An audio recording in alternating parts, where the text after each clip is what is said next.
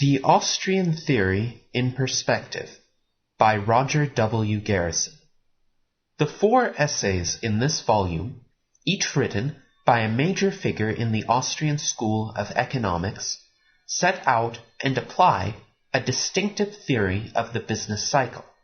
The span of years 1932 to 1970, over which they appeared, saw a dramatic waxing and then waning of the prominence, both inside and outside the economics profession, of the Austrian theory.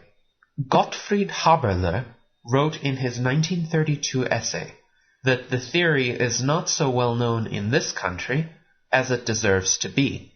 Although Ludwig von Mises offered no assessment in this regard in his essay, he remarked in 1943 about the effect of the theory's general acceptance on the actual course of the cycle, anticipating a key insight in the modern literature on rational expectations. Mises wrote, "The teachings of the monetary theory of the trade cycle are today so well known, even outside the circle of economists, that the naive optimism which inspired the entrepreneurs in the boom periods has given way to greater skepticism." Then, in 1969, Murray and Rothbard could write without serious overstatement that a correct theory of depressions and of the business cycle does exist, even though it is universally neglected in present-day economics.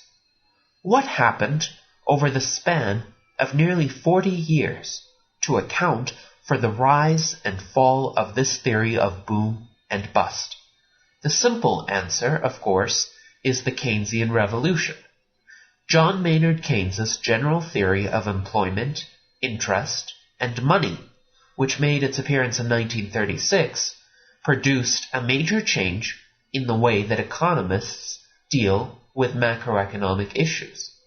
A close look at some pre-Keynesian ideas can show why the Austrian theory was so easily lost in the aftermath of the Keynesian revolution. A brief survey of the alternatives offered by modern macroeconomics will show why there is a newfound interest in this old Austrian theory. First introduced by Mises in his Theory of Money and Credit, 1912, the theory was originally billed as the circulation credit theory rather than as a uniquely Austrian theory. Mises was very much aware of its multinational roots. The notion that the market process can be systematically affected by a divergence between the bank rate of interest and the natural rate came from Swedish economist Knut Wicksell. The understanding that the process so affected would have a self-reversing quality to it, Mises used the term counter-movements in his earliest exposition, came from the British currency school, whose analysis featured international gold flows. The uniquely Austrian element in Mises's formulation is the capital theory, introduced by Karl Menger and developed by Eugen von Bohm-Bawerk. Mises showed that an artificially low rate of interest, maintained by credit expansion, misallocates capital, making the production process too time-consuming in relation to the temporal pattern of consumer demand. As time eventually reveals the discrepancy, markets for both capital goods and consumer goods react to undo the misallocation. The initial misallocation and eventual reallocation constitute the microeconomic foundations that underlie the observed macroeconomic phenomenon of boom and bust. Mises's theory was superior to its Swedish forerunner in that Wicksell was concerned almost exclusively with the effect of credit expansion on the general level of prices. It was superior to its British forerunner in that the currency school's theory applied only when monetary expansion in one country outpaced that of its trading partners. Mises's theory was applicable even to a closed economy and to a world economy in which all countries are experiencing a credit expansion. The theory took on a more predominantly Austrian character, in the hands of F.A. Hayek. In the late 1920s and early 1930s, Hayek gave emphasis to the Austrian vision of capital that underlies the business cycle theory by introducing a simple graphical representation of the structure of production.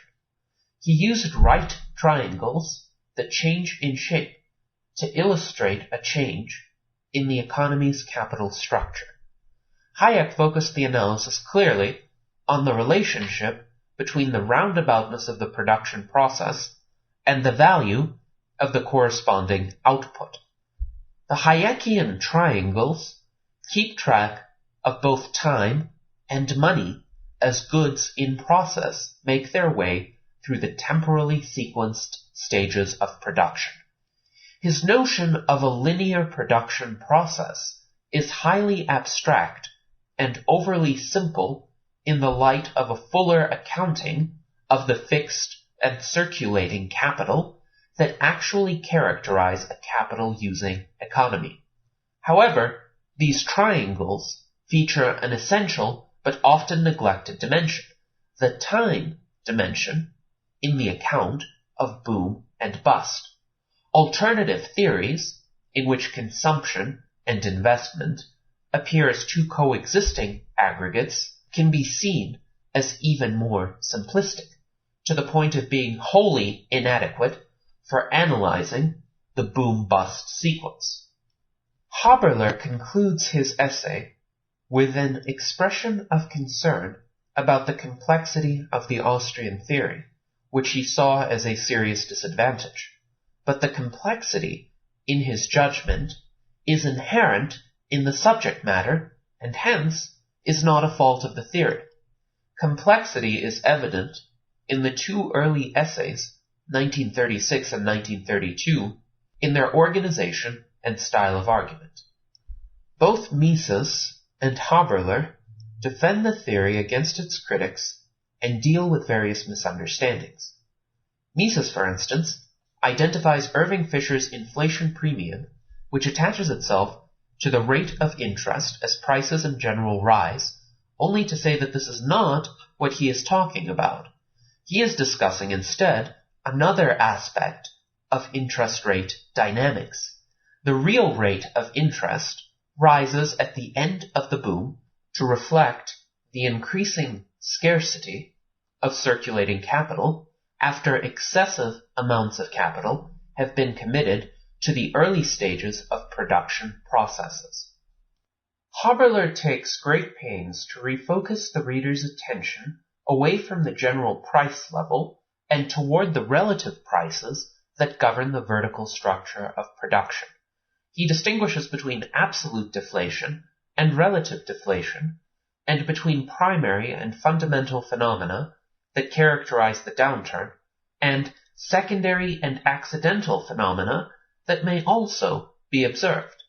All these complexities, plus still others involving such notions as the natural rate of interest and the corresponding degree of roundaboutness of the production process, are unavoidable in a theory that features an intertemporal capital structure.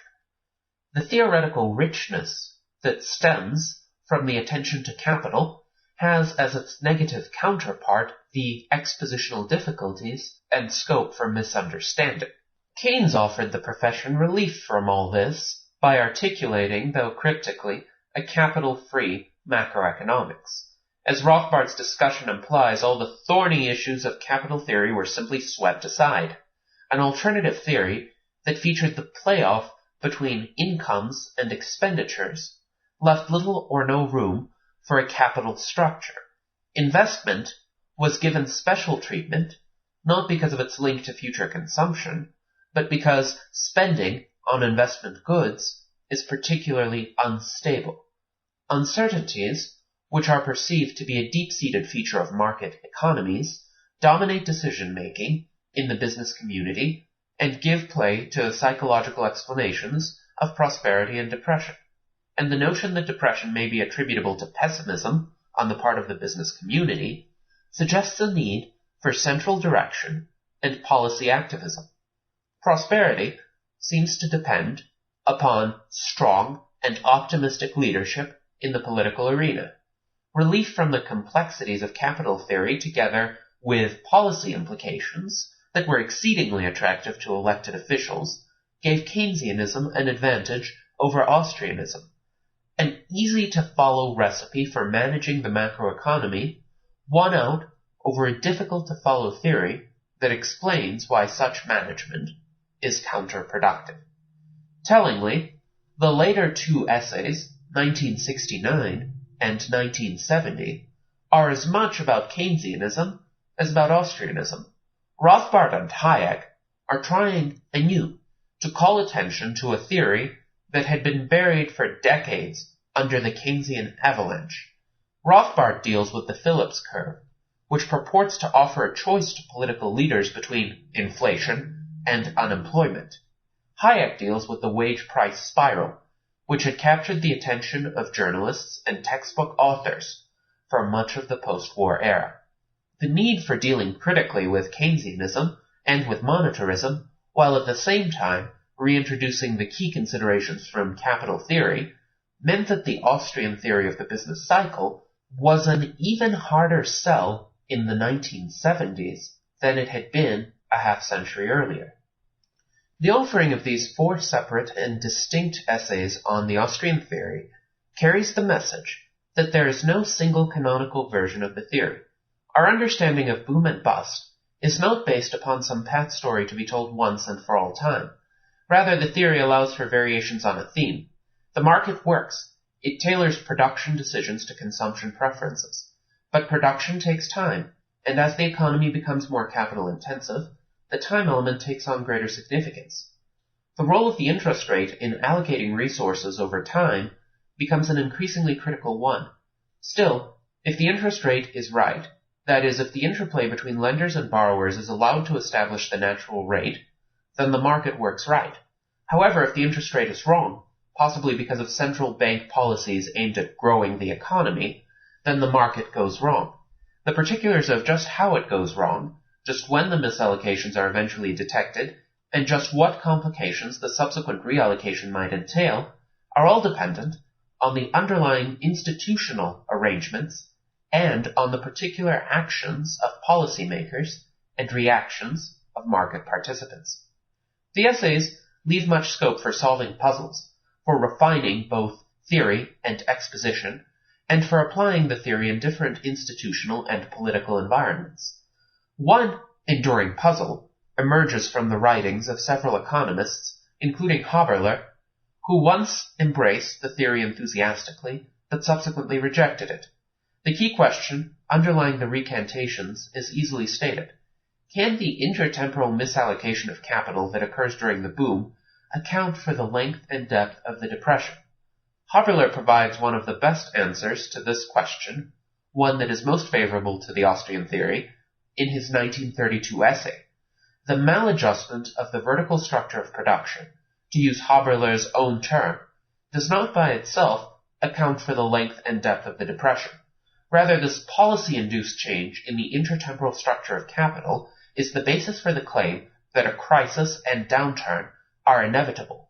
The reallocation of resources that follows the downturn, which largely mirrors both qualitatively and quantitatively the earlier misallocation, involves an abnormally high level of structural unemployment, but need not involve a deep and lengthy depression. However, complications that may well accompany the market's adjustment to a policy-induced intertemporal misallocation can cause the depression to be much deeper and longer than it would otherwise be. The same policymakers who orchestrated the artificial boom may well behave ineptly when they see that the ultimate consequence of their policy is a bust. Their failure to stem the monetary contraction together with interventions by the legislature that prop up prices and wages and strengthen trade barriers will make a bad situation worse. All such complications, which play themselves out as a self-aggravating contraction, are correctly identified by Haberler as secondary phenomena.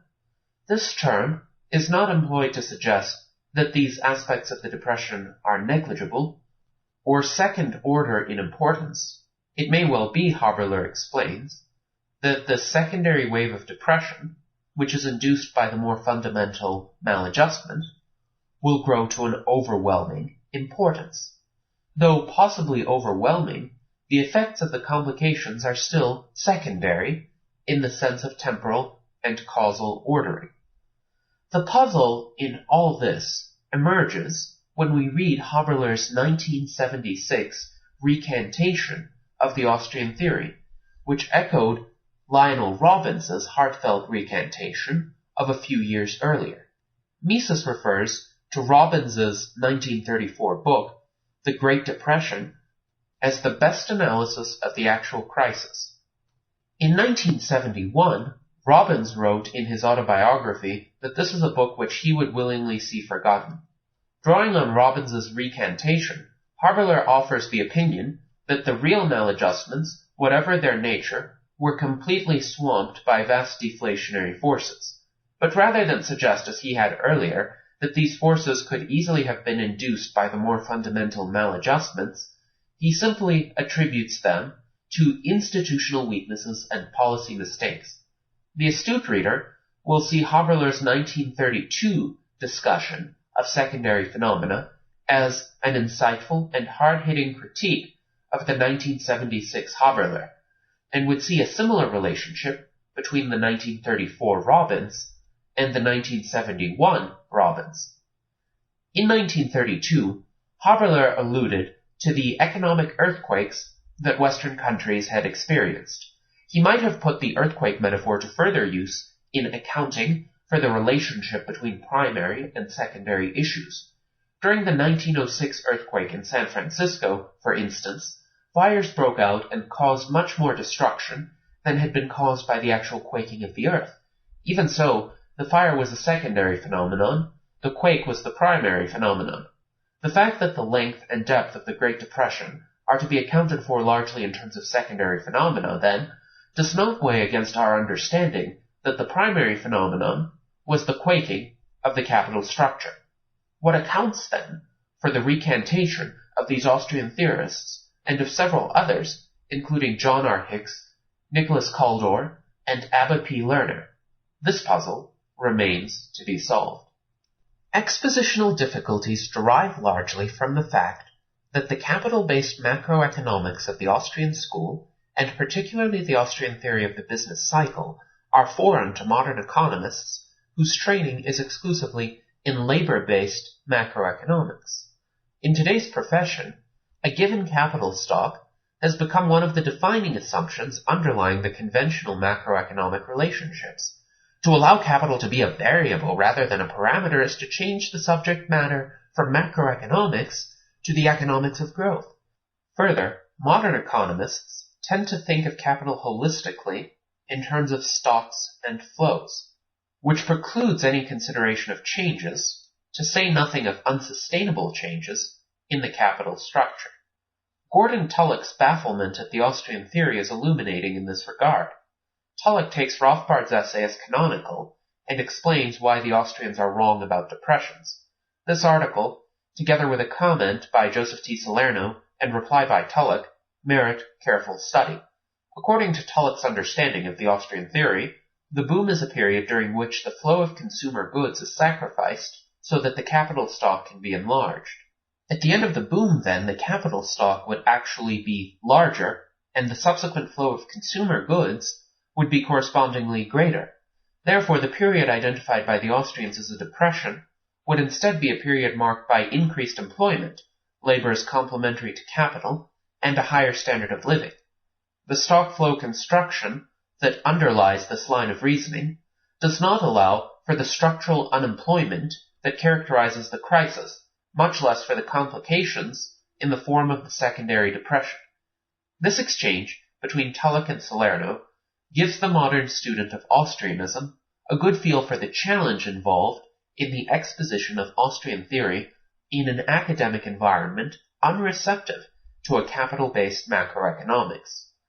Capital-based macroeconomics is simply macroeconomics that incorporates the time element into the basic construction of the theory. Investment now is aimed at consumption later. The interval of time that separates this employment of means and the eventual achievement of ends is as fundamental a variable as are the more conventional ones of land and labor. The Austrian theory features the time element by showing what happens when the economy's production time, the degree of roundaboutness, is thrown out of equilibrium by policies that override the market process. Beyond this general understanding, as already suggested, the focus of particular expositions vary in accordance with the historical and institutional setting. The fact that each of the essays in this volume reflects its own time and setting does not imply a myopia on the part of its author. Rather, it suggests the versatility of the theory. Writing in the early 1930s, for instance, Mises called attention to the flight into real values that characterizes a hyperinflation, such as the one experienced in Germany in 1923. This lesson, though, transcends the insights into that particular historical experience. If over a period of years, capital has been misallocated by an accelerating credit expansion, there is no policy that avoids a crisis. In the modern vernacular, there is no possibility of a soft landing. Decelerating the expansion will cause real interest rates to rise dramatically as credit becomes increasingly scarce. Bankruptcies would follow. Further accelerating the expansion will cause hyperinflation and a collapse of the monetary system. Mises is telling us, in effect, that the central bank can print itself into trouble, but it cannot print itself out of trouble. Writing in 1970, Hayek refers to the central bank's dilemma by suggesting that on the eve of the crisis, the policymakers find themselves holding a tiger by the tail. He gives play to the political and economic forces that were then dominant by relating them to the commonly perceived wage-price spiral that accompanies a prolonged expansion. The final throes of the boom take the form of a duel between labor unions, which have the political power to force wage rates higher, and the central bank, which can bring them back down, in real terms, by accelerating the rate of inflation. Although Hayek, above all others, is to be credited with shifting the focus of business cycle theory from labor markets to capital markets, he offers few clues in this essay about disequilibrium in the intertemporal structure of production. Instead, he recognizes that the political and economic dynamics of the period have given special relevance to the problem, he even calls it the central problem, of wage determination. The application of the Austrian theory of the business cycle in today's economy would give little play to the fear of hyperinflation or to the problem of a wage-price spiral. The central problem today is chronic and dramatic fiscal imbalance. Budget deficits rather than credit expansion are found to be the focus in any plausible account of the effect of the government's macroeconomic policy on the economy's performance. Still, the central bank figures importantly into this story. The very potential for monetizing the Treasury's debt eliminates the risk of default, and thereby puts the Treasury on a much longer leash than it would otherwise enjoy. The problem of an artificially low rate of interest in earlier episodes is overshadowed by the problem of an artificially low risk premium on government debt. Although risk-free to the holders of Treasury securities, this black cloud of debt overhangs the market for private securities, distorting the economy's capital structure and degrading its performance generally. There are some modern applications of the Austrian theory that take these considerations into account, but much remains to be done. A stock-taking of the modern alternatives to the Austrian theory suggests that capital-based macroeconomics may be due for a comeback. Conventional Keynesianism, whether in the guide of the principles-level Keynesian cross, the intermediate ISLM, or the advanced ASAD, is formulated at a level of aggregation too high to bring the cyclical quality of boom and bust into full view. Worse, the development of these tools of analysis in the hands of the modern textbook industry has involved a serious sacrifice of substance in favor of pedagogy. Students are taught about the supply and demand curves that represent the market for a particular good or service, such as hamburgers or haircuts. They are then led into the macroeconomic issues by the application of similar-looking supply and demand curves to the economy as a whole. The transition to aggregate supply and aggregate demand, which is made to look deceptively simple, hides all the fundamental differences between microeconomic issues and macroeconomic issues. While these macroeconomic aggregates continue to be presented to college undergraduates, they have fallen into disrepute outside the classroom.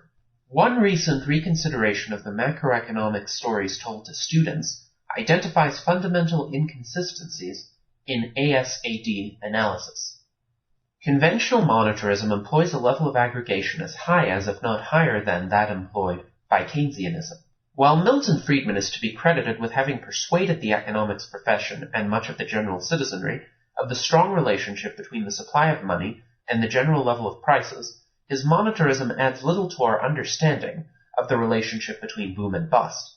The monetarists have effectively countered the Keynesians on many fronts, but they share with them the belief that macroeconomics and even business cycle theory can safely ignore all considerations of a capital structure.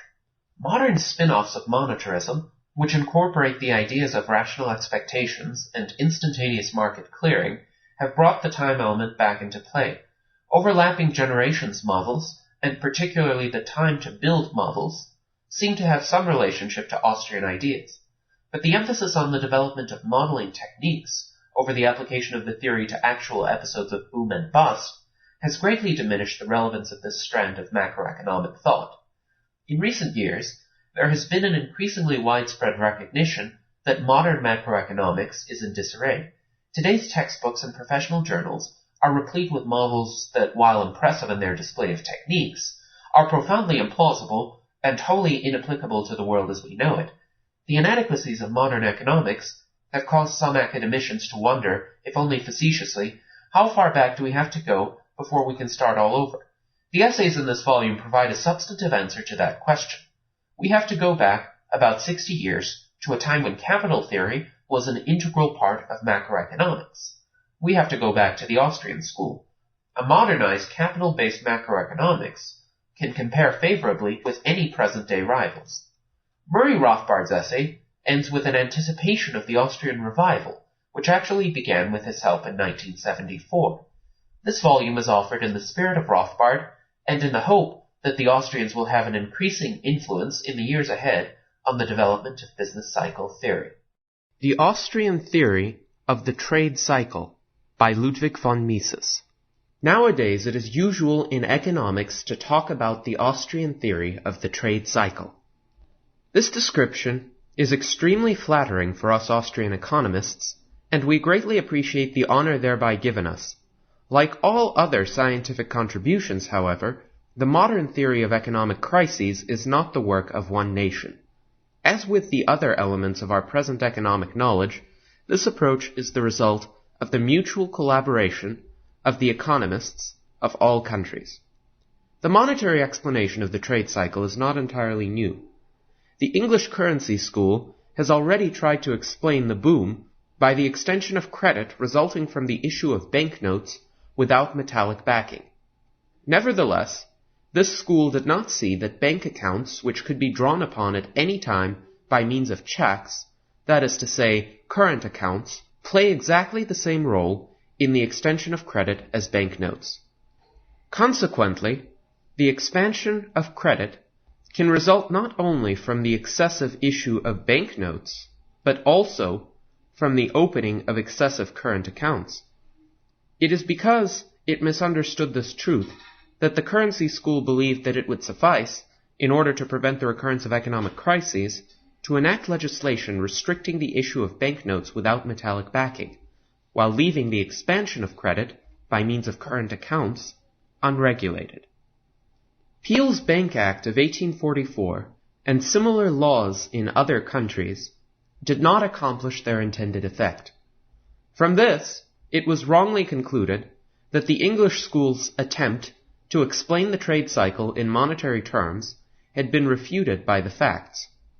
The currency school's second defect is that its analysis of the credit expansion mechanism and the resulting crisis was restricted to the case where credit is expanded in only one country, while the banking policy of all the others remains conservative. The reaction which is produced in this case results from foreign trade effects. The internal rise in prices encourages imports and paralyzes exports, Metallic money drains away to foreign countries. As a result, the banks face increased demands for repayment of the instruments they have put into circulation, such as unbacked notes and current accounts, until such time as they find they have to restrict credit. Ultimately, the outflow of specie checks the rise in prices. The currency school analyzed only this particular case.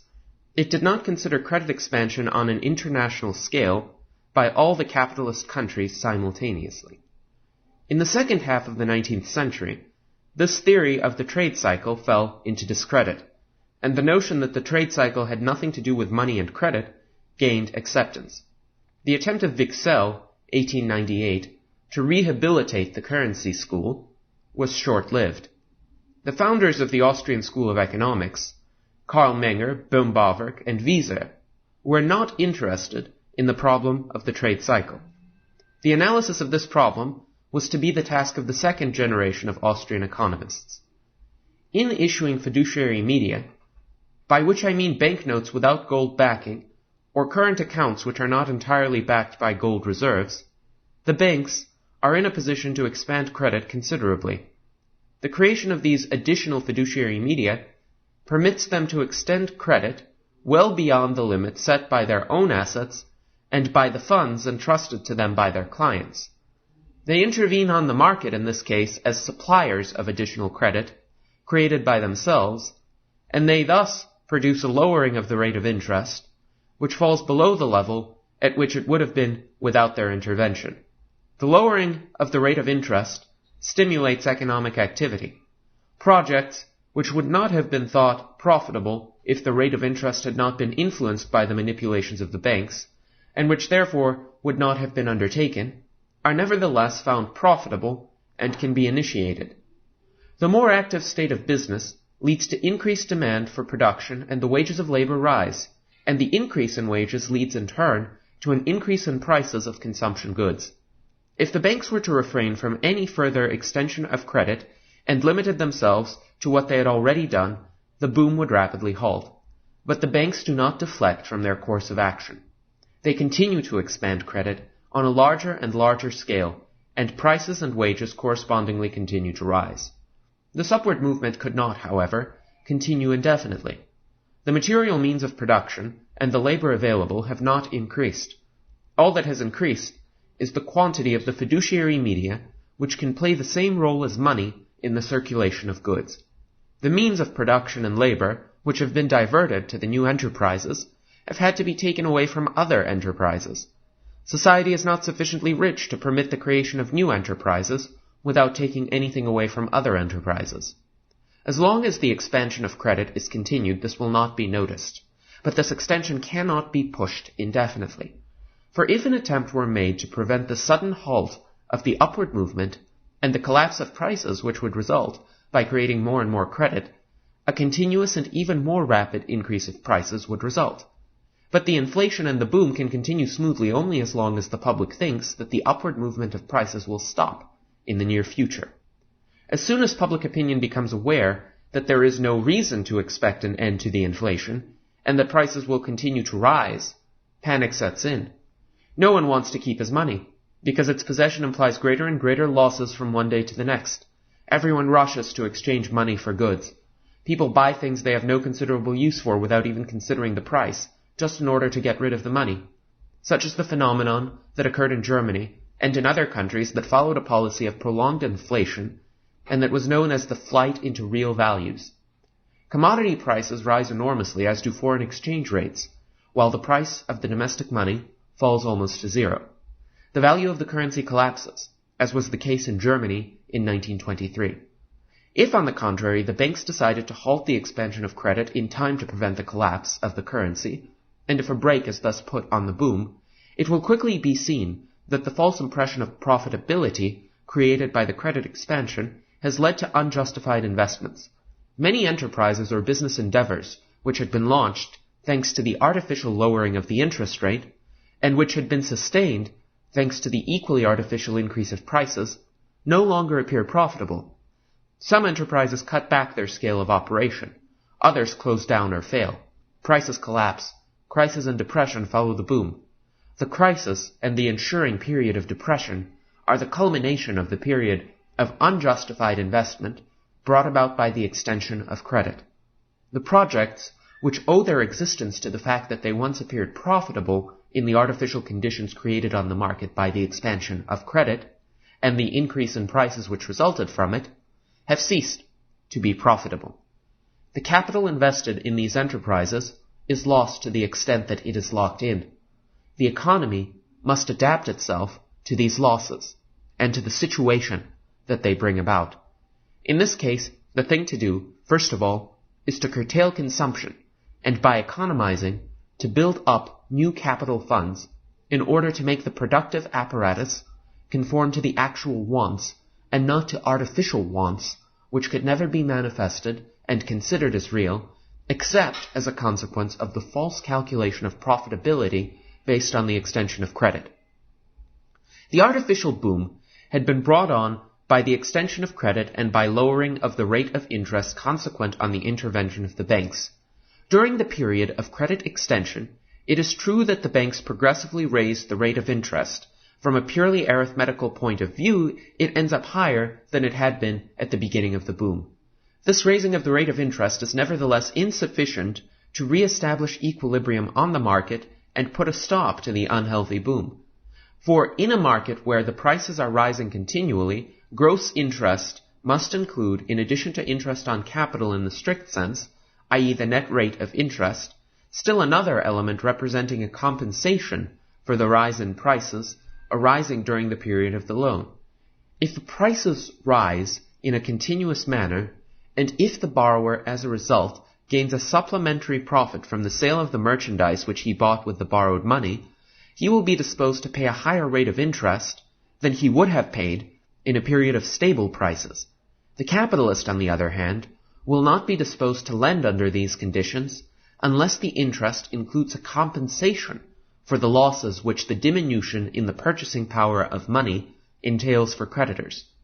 If the banks do not take account of these conditions in setting the gross interest rate they demand, their rate ought to be considered as being maintained artificially at too low a level, even if from a purely arithmetical point of view it appears much higher than that which prevailed under normal conditions. Thus, in Germany, an interest rate of several 100% could be considered too low in the autumn of 1923 because of the accelerated depreciation of the mark. Once the reversal of the trade cycle sets in following the change in banking policy, it becomes very difficult to obtain loans because of the general restriction of credit. The rate of interest consequently rises very rapidly as a result of a sudden panic. Presently it will fall again. It is a well-known phenomenon indeed that in a period of depressions, a very low rate of interest, considered from the arithmetical point of view, does not succeed in stimulating economic activity. The cash reserves of individuals and of banks grow, liquid funds accumulate, yet the depression continues. In the present 1936 crisis, the accumulation of these inactive gold reserves has for a particular reason taken on inordinate proportions. As is natural, capitalists wish to avoid the risk of losses from the devaluations contemplated by various governments. Given that the considerable monetary risks which the possession of bonds or of other interest-bearing securities entail are not compensated by a corresponding increase of the rate of interest, capitalists prefer to hold their funds in a form that permits them in such a case to protect their money from the losses inherent in an eventual devaluation by a rapid conversion to a currency not immediately menaced by the prospect of devaluation. This is the very simple reason why capitalists today are reluctant to tie themselves through permanent investments to a particular currency.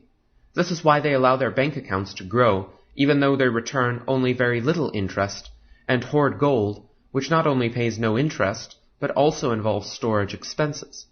Another factor, which is helping to prolong the present period of depression, is the rigidity of wages. Wages increase in periods of expansion.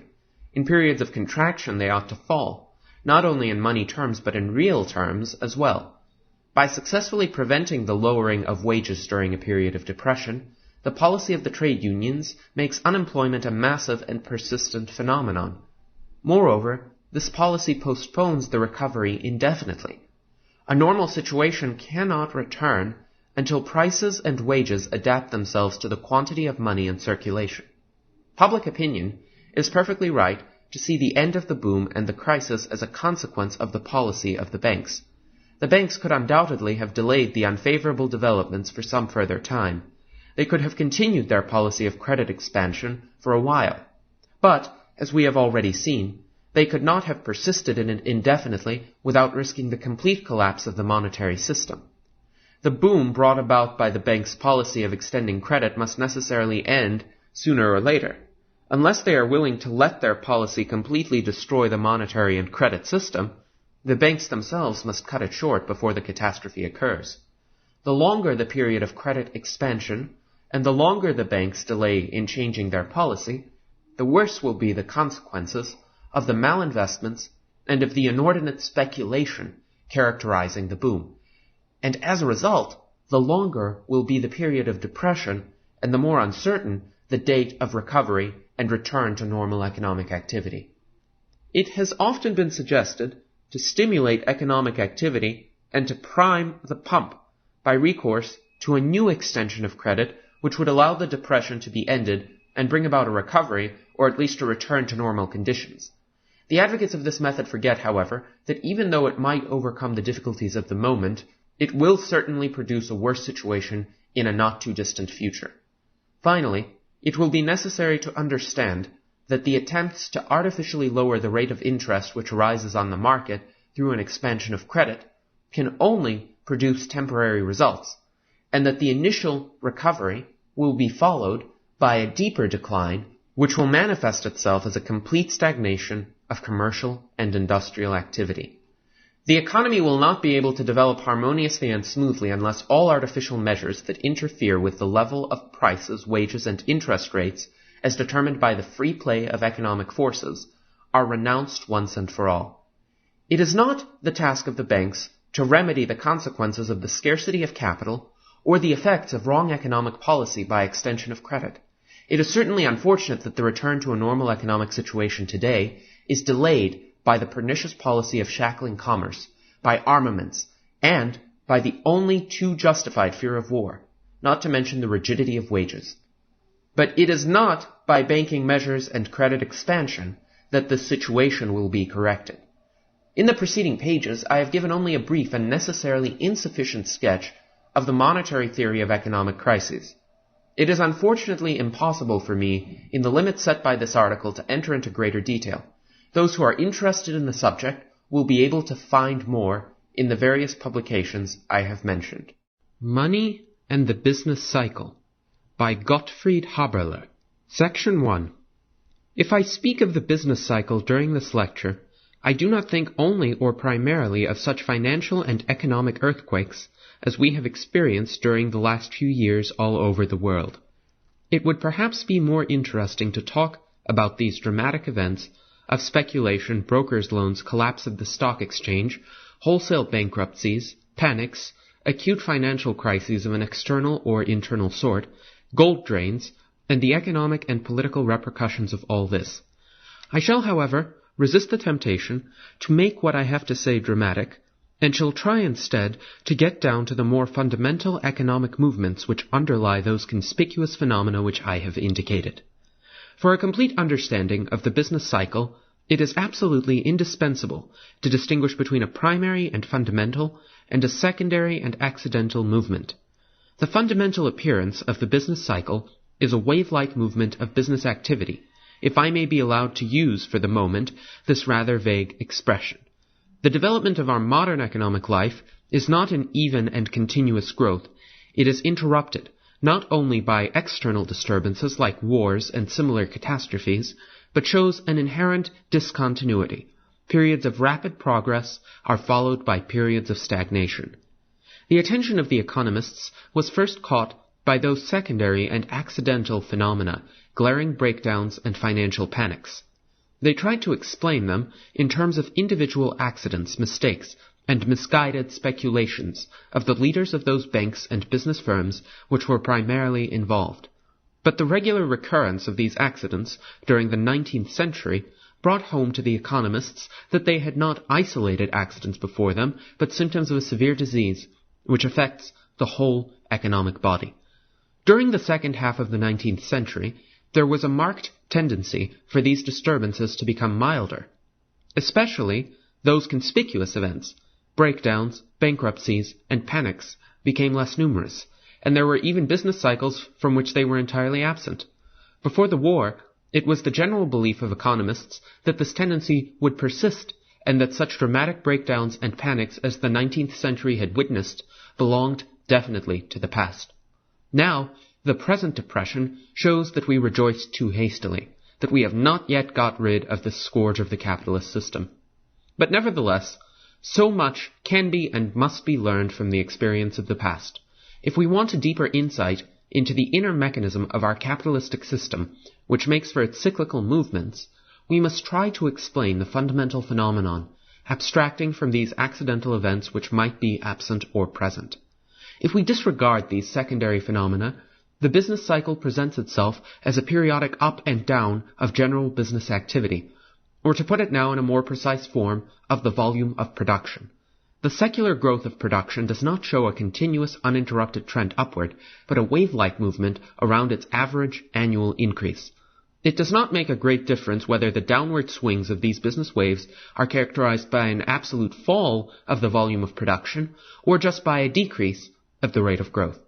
In this lecture, I am not concerned with the ingenious devices which statisticians have invented to isolate the cyclical movements from other periodic or erratic movements on which they are superimposed, or which are superimposed on them.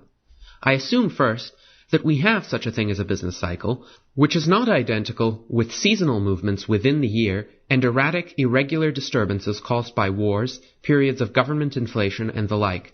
It is necessary to state this because even the existence of the phenomenon under consideration has been doubted. Secondly, I assume that we have been able to isolate this movement statistically. Our chief concern will be with the explanation of this movement, and especially with the role of money in the widest sense of the term, including credit and bank money.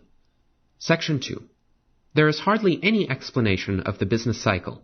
I hesitate a little to say theory of the business cycle, because many people have developed a certain prejudice against this term, in which the monetary factor does not play a very decisive role.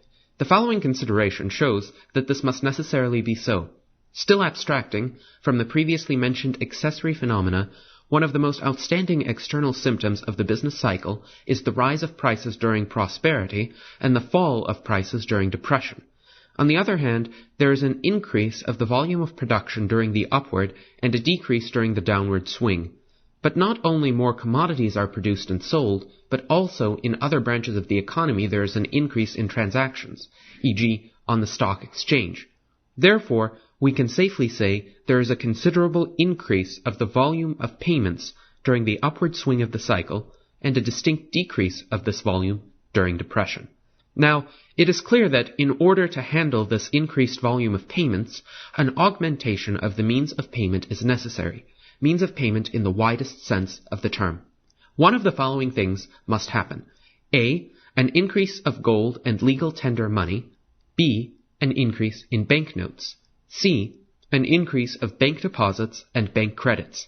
D. An increase in the circulation of checks, bills, and other means of payment which are regularly or occasionally substituted for ordinary money. E. An increase of the velocity of circulation of one or all of these means of payments. I do not claim that this enumeration is exhaustive or quite systematic. It is largely a matter of terminological convenience, as one likes to express oneself. One writer prefers to call bank deposits, on which checks may be drawn, money, bank money, credit money. Other writers restrict the term money to legal tender money, and speak then of bank deposits as means to save money or to make it more efficient in making payments by increasing its velocity of circulation. Still others have an aversion against the term velocity of circulation and prefer to speak of changes in the requirement for money and means of payment. Without going more deeply into these technical details, it is, I hope, clear that there must occur in one way or another during the upward swing of the cycle an expansion of the means of payment, and during the downward swing a corresponding contraction. No serious theory, no explanation of the cycle can afford to overlook disregard, or deny this fact. Differences can arise only a. in respect to the particular way in which the expansion takes place, whether it is primarily an increase in the quantity of credit money or legal tender money or gold, or just of the velocity of circulation of one of these, and b. as to the causal sequence. As to the causal relation, broadly speaking, two possibilities seem to be open. 1. One might assume that the impulse comes from the side of money, that the circulation is expanded by a deliberate action of the banks or other monetary authority, and that this sets the whole chain of events going. Or 2, one may hold the opinion that the monetary authorities take a passive role, that the initiative comes from the commodity side, that changes of demand for certain commodities, changes in the structure of production, inventions and improvements, large crops, or psychological forces, a wave of optimism and pessimism, that one of these phenomena and its repercussions makes for an increase or decrease of the volume of production, and that this in turn draws into circulation a greater amount of means of payment. The greater flow of goods induces a larger flow of money. The theories of the first group, which maintain that the active cause of the cycle lies on the side of money, may be called monetary theories of the business cycle. In a wider sense, however, we may include in the group of monetary theorists also all those who admit that the impulse might also come from the commodity side, but hold that an appropriate policy of the monetary authorities, an effective and elastic regulation of the volume of the circulating medium, can forestall every serious disturbance. As you all know, the most frequently recommended criterion for such a policy is the stabilization of the price level in the one or other of the many meanings of this ambiguous term.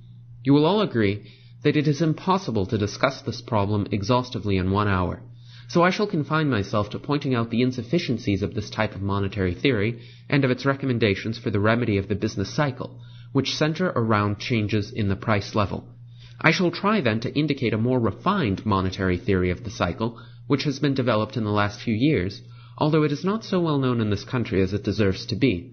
This refined theory seems to explain some features of the cycle, especially of the last one, which are not entirely compatible with the cruder form of the monetary approach, which identifies monetary influences with changes in the general price level.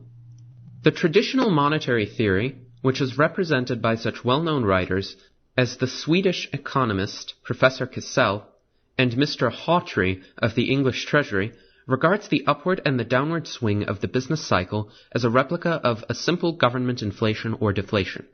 To be sure, it is, as a rule, a much milder form of inflation or deflation, but at the root it is exactly the same. Mr. Hawtrey states this quite uncompromisingly in his famous dictum: the trade cycle is a purely monetary phenomenon, and is in principle the same as the inflation during the war and the deflation, that is to say, the reduction of the amount of circulating medium, which was deliberately undertaken by certain governments to approach or to restore the post-war parity of their currencies. Hawtrey recognizes and stresses, of course, the difference in degree between the two types of inflation and deflation, namely, that the expansion and contraction in the course of the business cycle is chiefly produced by maladjustment of the discount rate, which is not the way in which a government inflation is brought about. It is today an almost generally accepted doctrine that a lowering of the discount rate by the banking system, especially by the central banks, induces people to borrow more so that the amount of the circulating medium increases and prices rise. A raising of the discount rate has the opposite effect. It tends to depress prices, or if they were rising, to put a brake on the upward movement. I know, of course, that this bare statement needs some qualifications. I trust, however, that before so competent an audience, it will suffice to say that this is literally true only if the influence of the change in the discount rate is not compensated by any other force which changes the willingness of businessmen to borrow. But given all these other circumstances, that is to say, ceteris paribus, a change in the discount rate will have the indicated effect on prices. In any given situation, there is one rate which keeps the price level constant. If the rate is forced below this equilibrium rate, prices have a tendency to rise.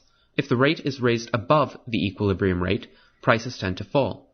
Now, according to Mr. Hawtrey, there is a tendency in our banking system to keep the interest rate too low during an upward swing of the cycle. Then prices rise, we get a credit inflation, and sooner or later the banks are forced to take steps to protect their reserves. They increase the rate and bring about the crisis and the depression. There is no time here to go into details, to discuss the ingenious explanation which Mr. Hawtrey offers for the fact that banks always go too far, that they swing like a pendulum from one extreme to the other, and do not stop at the equilibrium rate. The reason which Mr. Hawtrey gives for this is different from the one which Professor Irving Fisher and other writers of this group have to offer. What they all have in common is that the disturbing factors act through changes in the price level. It is through changes of the price level that expansion and contraction of credit and money act upon the economic system, and they all believe that stability of the price level is the sufficient criterion of a rational regulation of credit. If it were possible to keep the price level stable, prosperity would never be followed by depression. If the price level is allowed to rise, and the inevitable reaction to come, it would be possible to end the depression and to restore equilibrium if one could stop the fall of prices. Let me now indicate briefly why this explanation seems to me insufficient. Or, to put it in other words, I shall try to show that A, the price level is frequently a misleading guide to monetary policy, and that its stability is no sufficient safeguard against crises and depressions, because B, a credit expansion has a much deeper and more fundamental influence on the whole economy, especially on the structure of production, than that expressed in the mere change of the price level. The principal defect of those theories is that they do not distinguish between a fall of prices which is due to an actual contraction of the circulating medium and a fall of prices which is caused by lowering of cost as a consequence of inventions and technological improvements. I must, however, mention that this particular criticism does not apply to Mr. Hawtrey, who by a peculiar interpretation of the term price level recognizes this distinction, although he does not seem to draw the necessary conclusions. It is true, if there is an absolute decrease of the quantity of money, demand will fall off, prices will have to go down, and a serious depression will be the result. Normal conditions will return only after all prices have been lowered, including the prices of the factors of production, especially wages. This may be a long and painful process, because some prices, e.g. wages, are rigid, and some prices and debts are definitely fixed for a long time and cannot be altered at all. From this, however, it does not follow that the same is true if prices fall because of a lowering of costs. It is now generally accepted that the period preceding the present depression was characterized by the fact that many technological improvements, especially in the production of raw materials and agricultural products, but also in the field of manufacture, took place on a large scale. The natural thing in such a situation would be for prices to fall gradually, and apparently such a fall of prices cannot have the same bad consequence as a fall of prices brought about by a decrease of the amount of money. We could speak, perhaps, of a relative deflation of the quantity of money, relative in respect to the flow of goods, in opposition to an absolute deflation. Especially those writers who stress the scarcity of gold as a cause for the present depression are guilty of overlooking the radical difference between an absolute and a relative deflation. A scarcity of gold could result only in a relative deflation, which could never have such disastrous results as the present depression. Of a more indirect way in which the smallness of the annual output of gold has perhaps to do with, I do not venture to say is the cause of, the acuteness of present depression and the vehemence of the price fall, I shall say more later. Now, as I have said already, during the years 1924 to 1927 and 1928, we experienced an unprecedented growth of the volume of production. Commodity prices, on the other hand, as measured by the wholesale price index, were fairly stable, as everyone knows. From this it follows, and direct statistical investigations have verified it, that the volume of the circulating medium had been increased.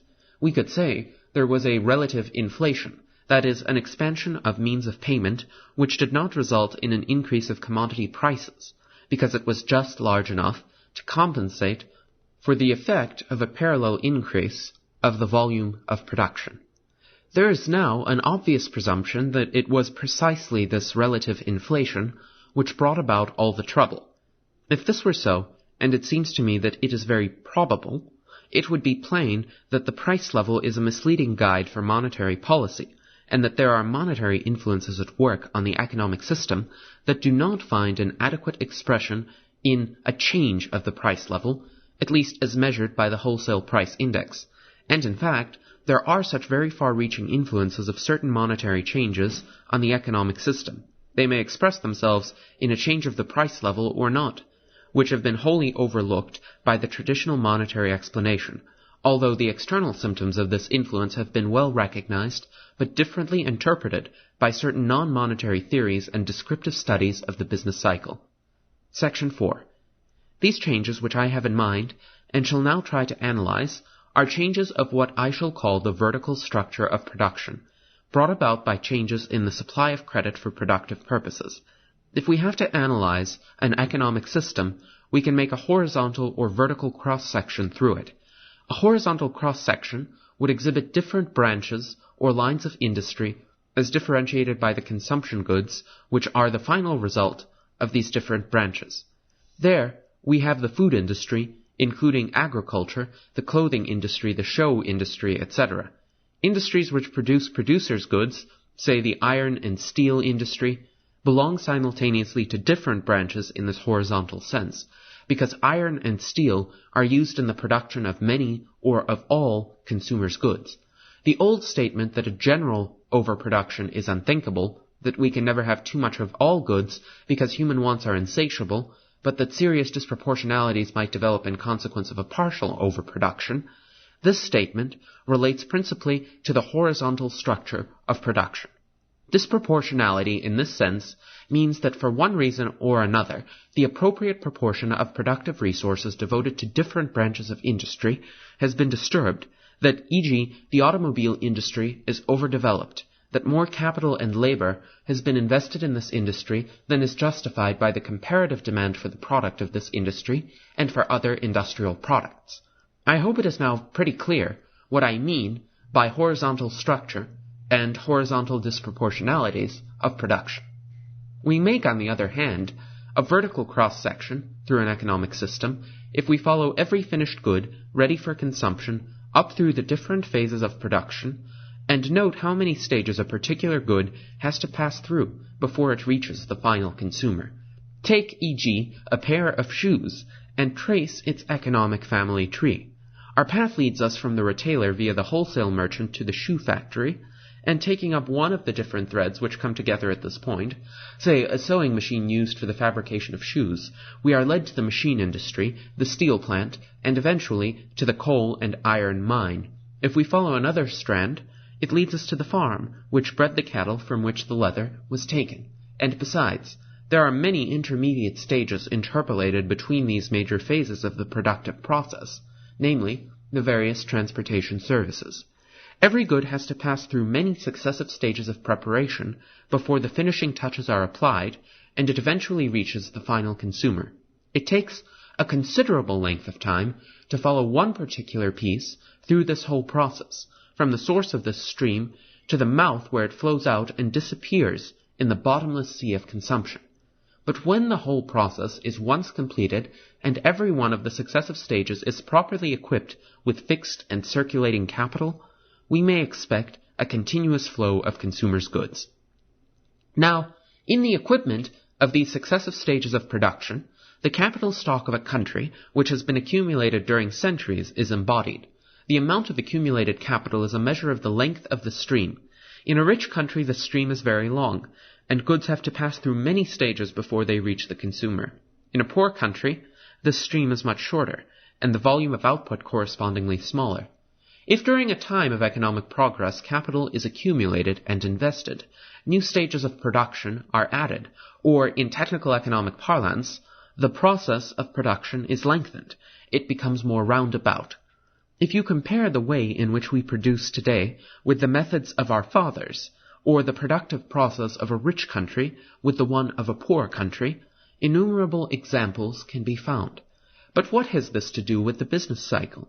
Now, when I spoke of the vertical structure of production, and the influence of monetary forces upon it, I thought of a lengthening and shortening of the productive process. Obviously, just as there must be a certain proportion between the different horizontal branches of industry, there must also be a certain relation of the productive resources, labor and capital, which are devoted to the upper and lower stages of production respectively, to the current production of consumers' goods by means of the existing productive apparatus, and to the increase of this apparatus for the increased future production of consumers' goods. If, e.g., too much labor is used for lengthening the process, and too small an amount for current consumption, we shall get a maladjustment of the vertical structure of production. And it can be shown that certain monetary influences concretely a credit expansion by the banks, which lowers the rate of interest below that rate which would prevail if only those sums which are deliberately saved by the public from their current income came on the capital market. It can be shown that such an artificial decrease of the rate of interest will induce the business leaders to indulge in an excessive lengthening of the process of production, in other words, in over-investments. As the finishing of a productive process takes a considerable period of time, it turns out only too late that these newly initiated processes are too long. A reaction is inevitably produced. How, we shall see at once, which raises the rate of interest, again, to its natural level or even higher. Then these new investments are no longer profitable, and it becomes impossible to finish the new roundabout ways of production. They have to be abandoned, and productive resources are returned to the older, shorter methods of production. This process of adjustment of the vertical structure of production, which necessarily implies the loss of large amounts of fixed capital which is invested in those longer processes and cannot be shifted, takes place during and constitutes the essence of the period of depression. Unfortunately, it is impossible to discuss here all the steps of this process and to compare them with the corresponding phases of the business cycle of which they are the picture and explanation.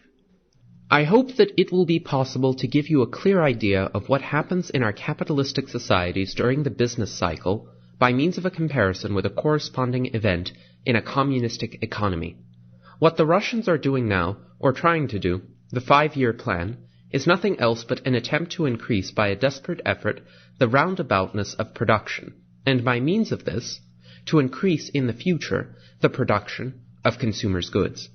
Instead of producing consumers' goods with the existing primitive methods, they have curtailed production for immediate consumption purposes to the indispensable minimum. Instead of shoes and houses, they produce power plants, steelworks, try to improve the transportation system, in a word, build up a productive apparatus which will turn out consumption goods only after a considerable period of time. Now, suppose that it becomes impossible to carry through this ambitious plan. Assume the government comes to the conclusion that the population cannot stand the enormous strain, or that a revolution threatens to break out, or that by a popular vote it is decided to change the policy. In any such case, if they are forced to give up the newly initiated roundabout ways of production and to produce consumers' goods as quickly as possible, they will have to stop the building of their power plants and steelworks and tractor factories, and instead of that, try to produce hurriedly simple implements and tools to increase the output of food and shoes and houses. That would mean an enormous loss of capital, sunk in those now abandoned works. Now, what in a communistic society is done upon a decision of the Supreme Economic Council is in our individualistic society brought about by the collective but independent action of the individuals and carried out by the price mechanism. If many people, individuals or corporations, decide to save, to restrict for some time their consumption, the demand for and production of consumers' goods declines, productive resources are shifted to the upper stages of production, and the process of production is being lengthened. If we rely on voluntary saving, we can assume that during every year approximately the same proportion of the national income will be saved, although not always by the same individuals. Then we have a steady flow of savings, and the adjustment of production does not take place in terms of actual shifts of invested productive resources, but in terms of a lasting deflection of the flow of productive resources into other channels. There is no reason why this should not go on smoothly and continuously. Violent fluctuations are introduced by the influence of the banks in this process. The effect of the voluntary decision of the public to save, i.e. to divert productive resources from the current production of consumption goods to the lengthening of the process, can be produced also by the banking system. If the banks create credit and place it at the disposal of certain businessmen who wish to use it for productive purposes, that part of the money stream which is directed to the upper stages of production is increased. More productive resources will be diverted from the current production of consumers' goods to the lengthening of the process than corresponds to the voluntary decision of the members of the economic community. This is what economists speak of as forced saving. First, everything goes all right, but very soon prices begin to rise, because those firms who have got the new money use it to bid away factors of production, labor, and working capital from those concerns which were engaged in producing consumption goods. Wages and prices go up, and a restriction of consumption is imposed on those who are not able to increase their money income. If, through previous investment of voluntary savings, there is already a tendency for the price level to fall, the new credit, instead of resulting in an absolute rise of prices, may simply offset the price fall which would otherwise take place. But after some time, a reaction sets in, which tends to restore the old arrangement that has been distorted by the injection of money. The new money becomes income in the hands of the factors which have been hired away from the lower stages of production, and the receivers of this additional income will probably adhere to their habitual proportion of saving and spending. That is, they will try to increase their consumption again. If they do this, the previous proportion of the money streams directed to the purchase of consumers' goods and of producers' goods will be restored. For some time it might be possible to overcome this counter-tendency and to continue the policy of expansion by making new injections of credit. But this attempt would lead to a progressive rise of prices, and must be given up sooner or later. Then the old proportion of demand for consumers' goods and producers' goods will be definitely restored. The consequence is that those firms in the lower stages of production, which had been forced to curtail their production somewhat, because factors have been hired away, will in turn be able to draw away productive resources from the higher stages. The new roundabout ways of production, which have been undertaken under the artificial stimulus of a credit expansion, or at least a part of them, become unprofitable. They will be discounted, and the crisis and depression has its start. It could be otherwise only if the new processes were already finished, when the additional money has become income and comes onto the market for consumers' goods. In this case, the additional demand would find additional supply. To the increased flow of money would correspond an increased flow of goods. This is, however, almost impossible, because as Mr. Robertson has shown, the period of production is much longer than the period of circulation of money.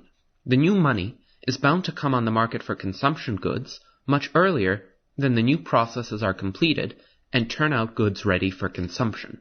Section 5. This explanation of the slump, of which I have been able to indicate here only the bare outline, could of course be elaborated and has been elaborated. If this interpretation of the crisis and of the breakdown of a large part of the structure of production is correct, it seems then comparatively easy to explain the further events in more familiar terms. Such an initial breakdown must have very serious repercussions. In our highly complicated credit economy, where every part of the system is connected with every other directly or indirectly by contractual bonds, every disturbance at one point spreads at once to others. If some banks, those nerve centers where innumerable strands of credit relations come together, are involved and become bankrupt, a wave of pessimism is bound to come. As a secondary phenomenon, a credit deflation is likely to be the consequence of the general distrust and nervousness. All these things, upon which the traditional monetary doctrine builds its entire explanation, will make things even worse than they are, and it may very well be that the secondary wave of depression, which is induced by the more fundamental maladjustment, will grow to an overwhelming importance. This depends, however, largely upon the concrete circumstances of the case in hand, upon the peculiar features of the credit organization, on psychological factors, and need not bear a definite proportion of the magnitude of the real dislocation of the structure of production. This is the place to say a few words about an indirect connection between the alleged insufficient supply of gold and the present depression. It is undoubtedly true that since before the war, the quantity of gold has not increased so much as the volume of payments. To maintain a price level roughly 50% higher than before the war was possible only by building a comparatively much larger credit structure on the existing stock of gold. After the process of inflation has once been completed, this should not cause troubles in normal times. In times of acute financial crisis, when confidence vanishes, and when runs and panics make their appearance, such a system becomes, however, extremely dangerous.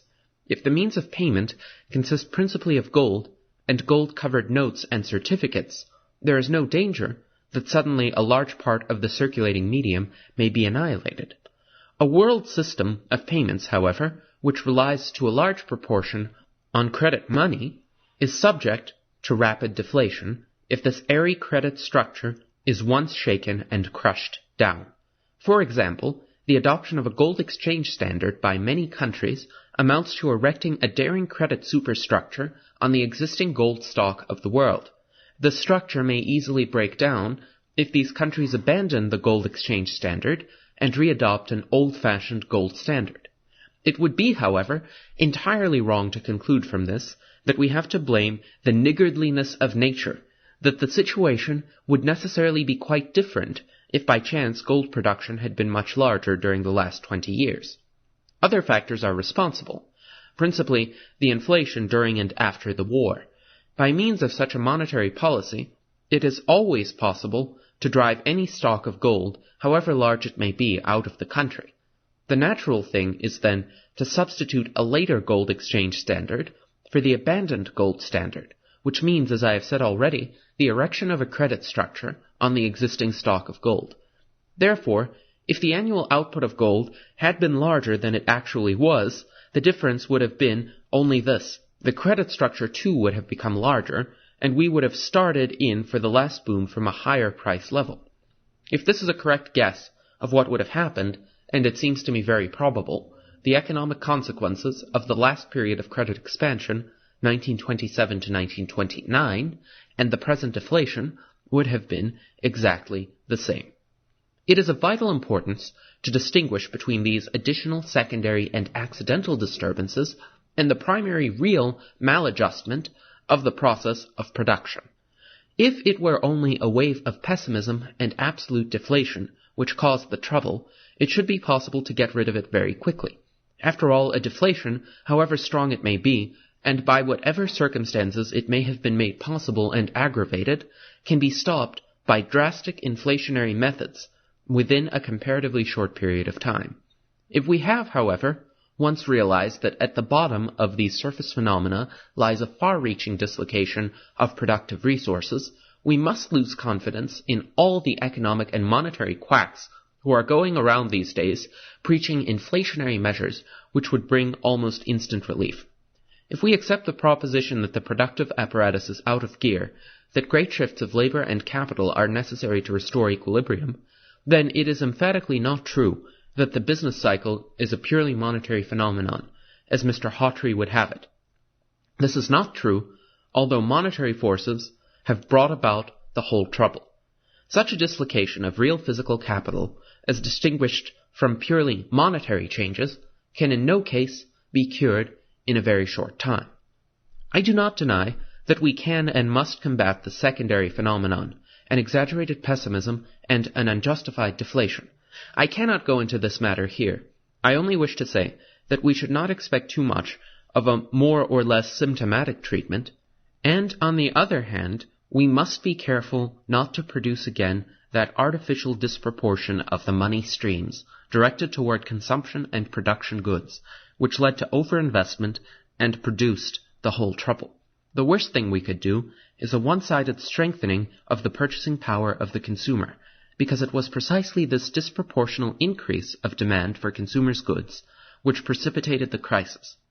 It is a great advantage of this more refined monetary explanation of the business cycle over the traditional one to have cleared up these non-monetary real changes due to monetary forces. In doing so, it has bridged the gap between the monetary and non-monetary explanation. It has taken out the elements of truth contained in each of them and combine them into one coherent system. It takes care of the well-established fact that every boom period is characterized by an extension of investments of fixed capital.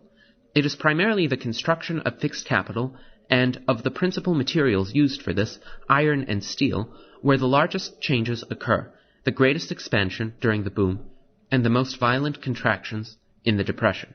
This fact, which has been stressed by all descriptive studies of the business cycle, has not been used by the traditional monetary explanations, which run in terms of changes in the price level and look at real dislocations of the structure of production if they regard it at all as an unimportant accidental matter. The explanation which I have indicated not only describes this fact, as does the so-called non-monetary explanation of the cycle, but explains it. If the rate of interest is lowered, all kinds of investments come into the reach of practical consideration. May I be allowed to quote an example given by Mr. Keynes in a lecture before the Harris Foundation Institute last year? No one believes that it will pay to electrify the railway system of Great Britain on the basis of borrowing at 5%. At 3.5%, it is impossible to dispute that it will be worthwhile. So it must be with endless other technical projects. It is clear that especially those branches of industry are favored by a reduction of the rate of interest, which employ a large amount of fixed capital, as for example railroads, power plants, etc.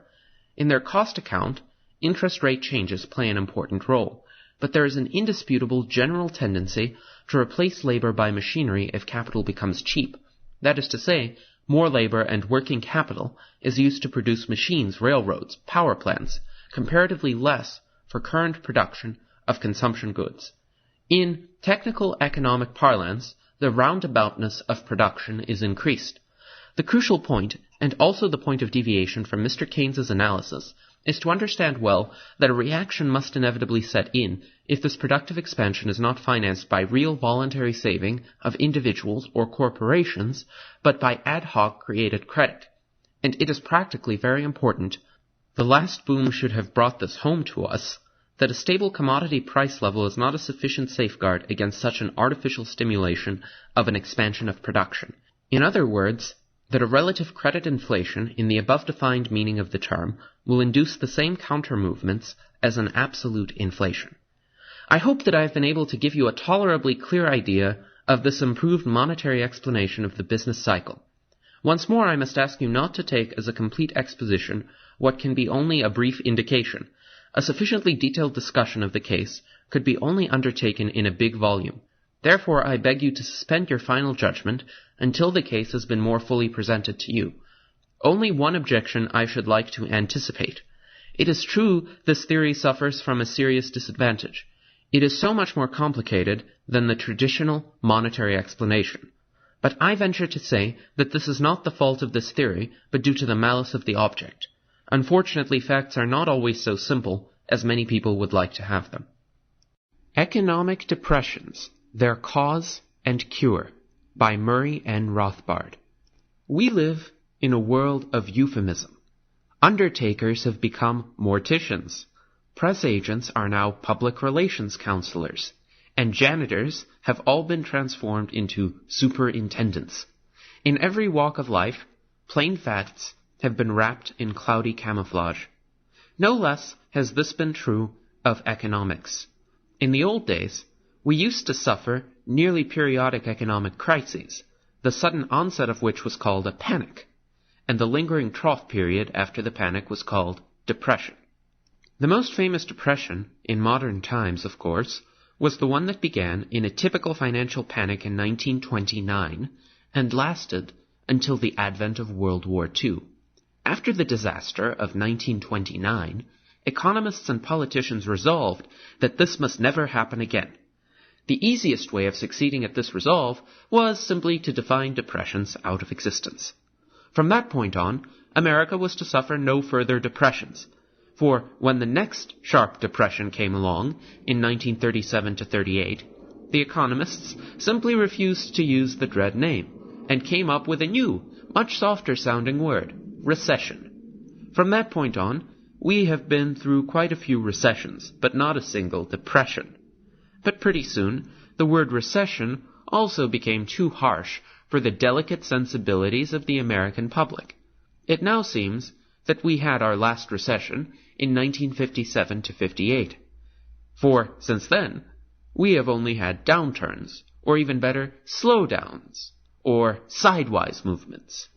So be of good cheer. From now on, depressions and even recessions have been outlawed by the semantic fiat of economists. From now on, the worst that can possibly happen to us are slowdowns. Such are the wonders of the new economics. For 30 years, our nation's economists have adopted the view of the business cycle held by the late British economist John Maynard Keynes, who created the Keynesian or the new economics in his book The General Theory of Employment, Interest, and Money, published in 1936. Beneath their diagrams, mathematics, and inchoate jargon, the attitude of Keynesians toward booms and bust is simplicity, even naivete itself. If there is inflation, then the cause is supposed to be excessive spending on the part of the public. The alleged cure is for the government, the self-appointed stabilizer and regulator of the nation's economy, to step in and force people to spend less, sopping up their excess purchasing power through increased taxation. If there is a recession, on the other hand, this has been caused by insufficient private spending, and the cure now is for the government to increase its own spending, preferably through deficits, thereby adding to the nation's aggregate spending stream. The idea that increased government spending, or easy money, is good for business, and that budget cuts or harder money is bad, permeates even the most conservative newspapers and magazines. These journals will also take for granted that it is the sacred task of the federal government to steer the economic system on the narrow road between the abysses of depression on the one hand and inflation on the other, for the free market economy is supposed to be ever liable to succumb to one of these evils. All current schools of economists have the same attitude. Note, for example, the viewpoint of Dr. Paul W. McCracken, the incoming chairman of President Nixon's Council of Economic Advisers. In an interview with the New York Times shortly after taking office, January 24, 1969, Dr. McCracken asserted that one of the major economic problems facing the new administration is how you cool down this inflationary economy without at the same time tripping off unacceptably high levels of unemployment. In other words, if the only thing we want to do is cool off the inflation, it could be done, but our social tolerances on unemployment are narrow. And again, I think we have to feel our way along here. We don't really have much experience in trying to cool an economy in orderly fashion. We slammed on the brakes in 1957, but of course, we got substantial slack in the economy. Note the fundamental attitude of Dr. McCracken toward the economy, remarkable only in that it is shared by almost all economists of the present day. The economy is treated as a potentially workable, but always troublesome and recalcitrant patient, with a continual tendency to hive off into greater inflation or unemployment. The function of the government is to be the wise old manager and physician, ever watchful, ever tinkering, to keep the economic patient in good working order. In any case, here the economic patient is clearly supposed to be the subject, and the government as physician the master. It was not so long ago that this kind of attitude and policy was called socialism, but we live in a world of euphemism, and now we call it by far less harsh labels such as moderation or enlightened free enterprise. We live and learn. What, then, are the causes of periodic depressions? Must we always remain agnostic about the causes of booms and busts? Is it really true that business cycles are rooted deep within the free market economy, and that therefore some form of government planning is needed if we wish to keep the economy within some kind of stable bounds? Do booms and then busts just simply happen, or does one phase of the cycle flow logically from the other? The current fashionable attitude toward the business cycle stems actually from Karl Marx. Marx saw that before the Industrial Revolution, in approximately the late 18th century, there were no regularly recurring booms and depressions. There would be a sudden economic crisis whenever some king made war or confiscated the property of his subject, but there was no sign of the peculiarly modern phenomena of general and fairly regular swings in business fortunes, of expansions and contractions. Since these cycles also appeared on the scene at about the same time as modern industry, Marx concluded that business cycles were an inherent feature of the capitalist market economy. All the various current schools of economic thought, regardless of their other differences and the different causes they attribute to the cycle, agree on this vital point, that these business cycles originate somewhere deep within the free market economy. The market economy is to blame. Karl Marx believed that the periodic depressions would get worse and worse until the masses would be moved to revolt and destroy the system, while the modern economists believe that the government can successfully stabilize depressions and the cycle. But all parties agree that the fault lies deep within the market economy, and that if anything can save the day, it must be some form of massive government intervention. There are, however, some critical problems in the assumption that the market economy is the culprit.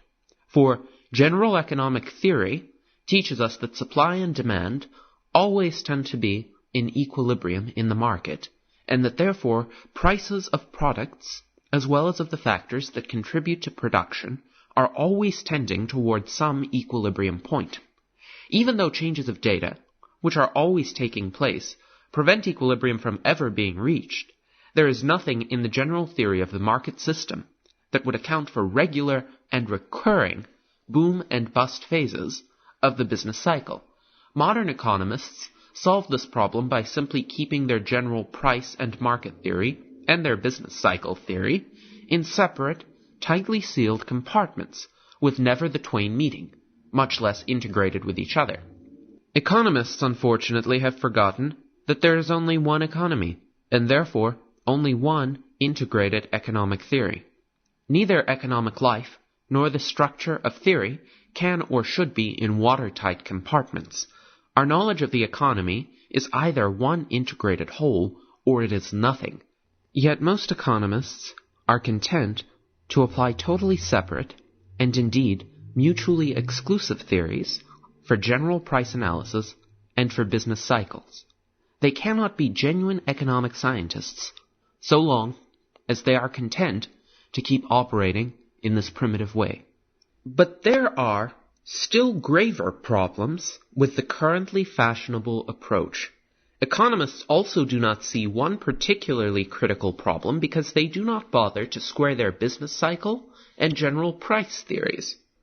The peculiar breakdown of the entrepreneurial function at times of economic crisis and depression. In the market economy, one of the most vital functions of the businessman is to be an entrepreneur, a man who invests in productive methods, who buys equipment and hires labor to produce something which he is not sure will reap him any return. In short, the entrepreneurial function is the function of forecasting the uncertain future.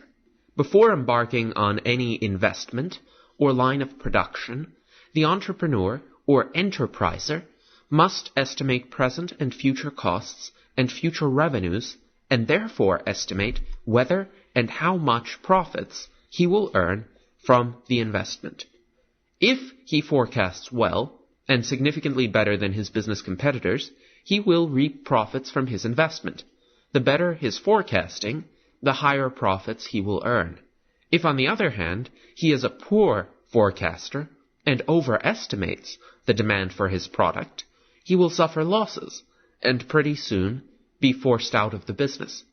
The market economy, then, is a profit and loss economy in which the acumen and ability of business entrepreneurs is gauged by the profits and losses they reap. The market economy, moreover, contains a built-in mechanism, a kind of natural selection, that ensures the survival and the flourishing of the superior forecaster and the weeding out of the inferior ones. For the more profits reaped by the better forecasters, the greater become their business responsibilities, and the more they will have available to invest in the productive system. On the other hand, a few years of making losses will drive the poorer forecasters and entrepreneurs out of business altogether, and push them into the ranks of salaried employees. If then the market economy has a built-in natural selection mechanism for good entrepreneurs, this means that generally we would expect not many business firms to be making losses. And in fact, if we look around at the economy on an average day or year, we will find that losses are not very widespread. But in that case, the odd fact that needs explaining is this. How is it that periodically, in times of the onset of depressions, and especially in steep depressions, the business world suddenly experiences a massive cluster of severe losses? A moment arrives when business firms, previously highly astute entrepreneurs in their ability to make profits and avoid losses, suddenly and dismayingly find themselves, almost all of them, suffering severe and unaccountable losses. How come? Here's a momentous fact that any theory of depressions must explain. An explanation such as underconsumption, a drop in total consumer spending, is not sufficient. For one thing, because what needs to be explained is why businessmen, able to forecast all manner of previous economic changes and developments, proved themselves totally and catastrophically unable to forecast this alleged drop in consumer demand. Why this sudden failure in forecasting ability? An adequate theory of depressions, then, must account for the tendency of the economy to move through successive booms and busts, showing no sign of settling into any sort of smoothly moving or quietly progressive approximation of an equilibrium situation. In particular, a theory of depression must account for the mammoth cluster of errors which appears swiftly and suddenly at a moment of economic crisis, and lingers through the depression period until recovery. And there is a third universal fact that a theory of the cycle must account for.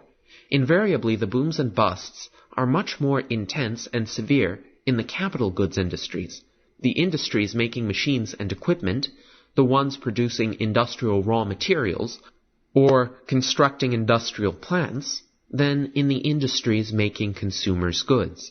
Here is another fact of business cycle life that must be explained, and obviously can't be explained by such theories of depression as the popular underconsumption doctrine, that consumers aren't spending enough on consumer goods. For if insufficient spending is the culprit, then how is it that retail sales are the last and least to fall in any depression, and the depression really hits such industries as machine tools, capital equipment, construction, and raw materials? Conversely, it is these industries that really take off in the inflationary boom phases of the business cycle, and not those businesses serving the consumer. An adequate theory of the business cycle, then, must also explain the far greater intensity of booms and busts in the non-consumer goods or producers' goods industries. Fortunately, a correct theory of depression and of the business cycle does exist, even though it is universally neglected in present-day economics. It, too, has a long tradition in economic thought. This theory began with the 18th century Scottish philosopher and economist David Hume, and with the eminent early 19th century English classical economist David Ricardo. Essentially, these theorists saw that another crucial institution had developed in the mid-18th century alongside the industrial system. This was the institution of banking, with its capacity to expand credit and the money supply, first in the form of paper money or bank notes, and later in the form of demand deposits or checking accounts that are instantly redeemable in cash at the banks. It was the operations of these commercial banks which, these economists saw, held the key to the mysterious recurrent cycles of expansion and contraction, of boom and bust, that had puzzled observers since the mid-18th century. The Ricardian analysis of the business cycle went something as follows. The natural monies emerging as such on the world free market are useful commodities, generally gold and silver. If money were confined simply to these commodities, then the economy would work in the aggregate as it does in particular markets, a smooth adjustment of supply and demand, and therefore no cycles of boom and bust. But the injection of bank credit adds another crucial and disruptive element. For the banks expand credit, and therefore bank money, in the form of notes or deposits, which are theoretically redeemable on demand in gold, but in practice clearly are not. For example, if a bank has 1,000 ounces of gold in its vaults, and it issues instantly redeemable warehouse receipts for 2,500 ounces of gold, then it clearly has issued 1,500 ounces more than it can possibly redeem. But so long as there is no concerted run on the bank to cash in these receipts, its warehouse receipts function on the market as equivalent to gold, and therefore the bank has been able to expand the money supply of the country by 1,500 gold ounces. The banks, then, happily begin to expand credit, for the more they expand credit, the greater will be their profits. This results in the expansion of the money supply within a country, say England. As the supply of paper and bank money in England increases, the money incomes and expenditures of Englishmen rise, and the increased money bids up prices of English goods. The result is inflation and a boom within the country. But this inflationary boom, while it proceeds on its merry way, sows the seeds of its own demise. For, as English money supply and incomes increase, Englishmen proceed to purchase more goods from abroad. Furthermore, as English prices goes up, English goods begin to lose their competitiveness with the products of other countries which have not inflated or have been inflating to a lesser degree. Englishmen begin to buy less at home and more abroad, while foreigners buy less in England and more at home. The result is a deficit in the English balance of payments, with English exports falling sharply behind imports. But if imports exceed exports, this means that money must flow out of England to foreign countries. And what money will this be? Surely not English banknotes or deposits, for Frenchmen or Germans or Italians have little or no interest in keeping their funds locked up in English banks. These foreigners will therefore take their banknotes and deposits and present them to the English banks for redemption in gold, and gold will be the type of money that will tend to flow persistently out of the country as the English inflation proceeds on its way. But this means that English bank credit money will be more and more pyramiding on top of a dwindling gold base in the English bank vaults. As the boom proceeds, our hypothetical bank will expand its warehouse receipts issued from, say, 2,500 ounces to 4,000 ounces, while its gold base dwindles to, say, 800. As this process intensifies, the banks will eventually become frightened. For the banks, after all, are obligated to redeem their liabilities in cash, and their cash is flowing out rapidly as their liabilities pile up. Hence, the banks will eventually lose their nerve, stop their credit expansion, and in order to save themselves, contract their bank loans outstanding. Often this retreat is precipitated by bankrupting runs on the banks, touched off by the public, who had also been getting increasingly nervous about the ever more shaky condition of the nation's banks. The bank contraction reverses the economic picture. Contraction and bust follow boom. The banks pull in their horns, and businesses suffer as the pressure mounts for debt repayment and contraction. The fall in the supply of bank money, in turn, leads to a general fall in English prices. As money supply and incomes fall, and English prices collapse, English goods become relatively more attractive in terms of foreign products, and the balance of payments reverses itself, with exports exceeding imports. As gold flows into the country, and as bank money contracts on top of an expanding gold base, the condition of the banks becomes much sounder. This, then, is the meaning of the depression phase of the business cycle. Note that it is a phase that comes out of, and inevitably comes out of, the preceding expansionary boom. It is the preceding inflation that makes the depression phase necessary. We can see, for example, that the depression is the process by which the market economy adjusts, throws off the excesses and distortions of the previous inflationary boom, and reestablishes a sound economic condition. The depression is the unpleasant but necessary reaction to the distortions and excesses of the previous boom. Why then does the next cycle begin? Why do business cycles tend to be recurrent and continuous? Because when the banks have pretty well recovered and are in a sounder condition, they are then in a confident position to proceed to their natural path of bank credit expansion, and the next boom proceeds on its way, sowing the seeds for the next inevitable bust. But if banking is the cause of the business cycle, aren't the banks also a part of the private market economy? And can't we therefore say that the free market is still the culprit, if only in the banking segment of that free market? The answer is no, for the banks, for one thing, would never be able to expand credit in concert were it not for the intervention and encouragement of government. For if the banks were truly competitive, any expansion of credit by one bank would quickly pile up the debts of that bank in its competitors, and its competitors would quickly call upon the expanding bank for redemption in cash.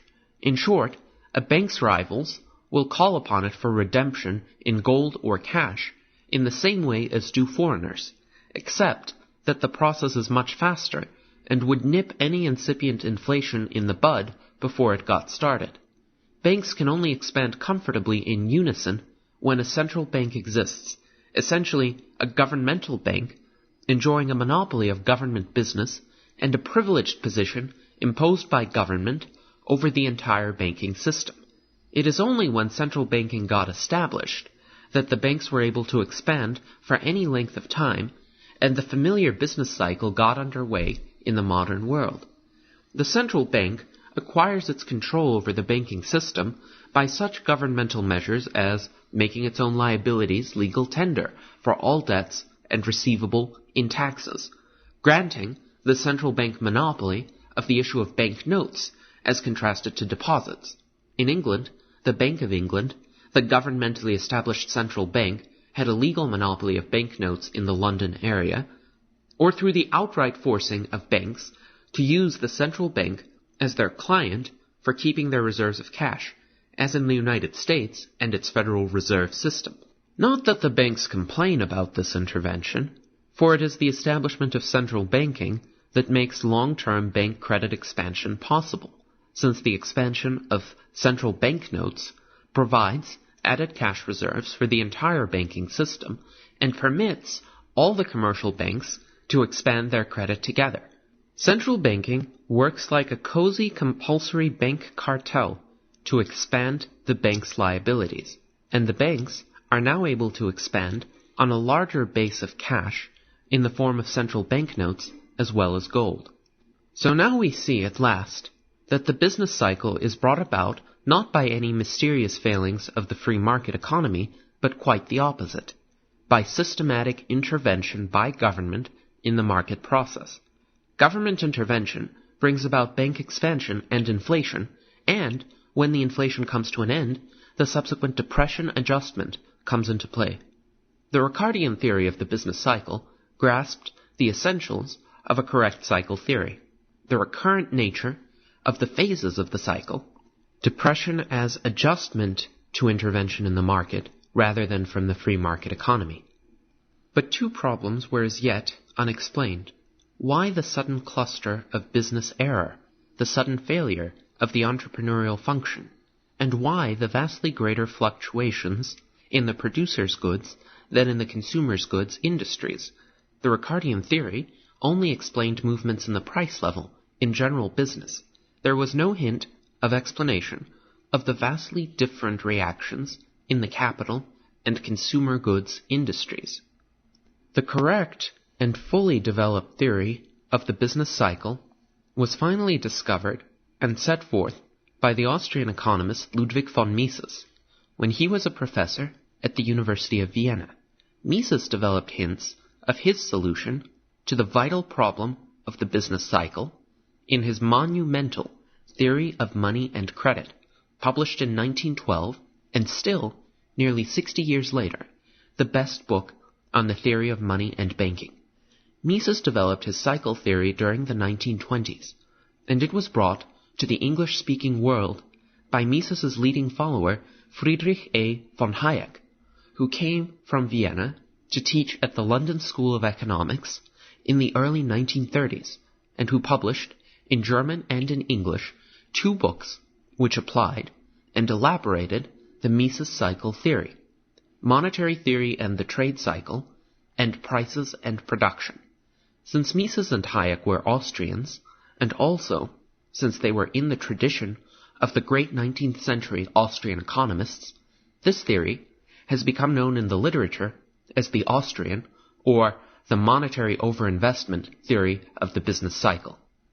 Building on the Ricardians, on general Austrian theory, and on his own creative genius, Mises developed the following theory of the business cycle.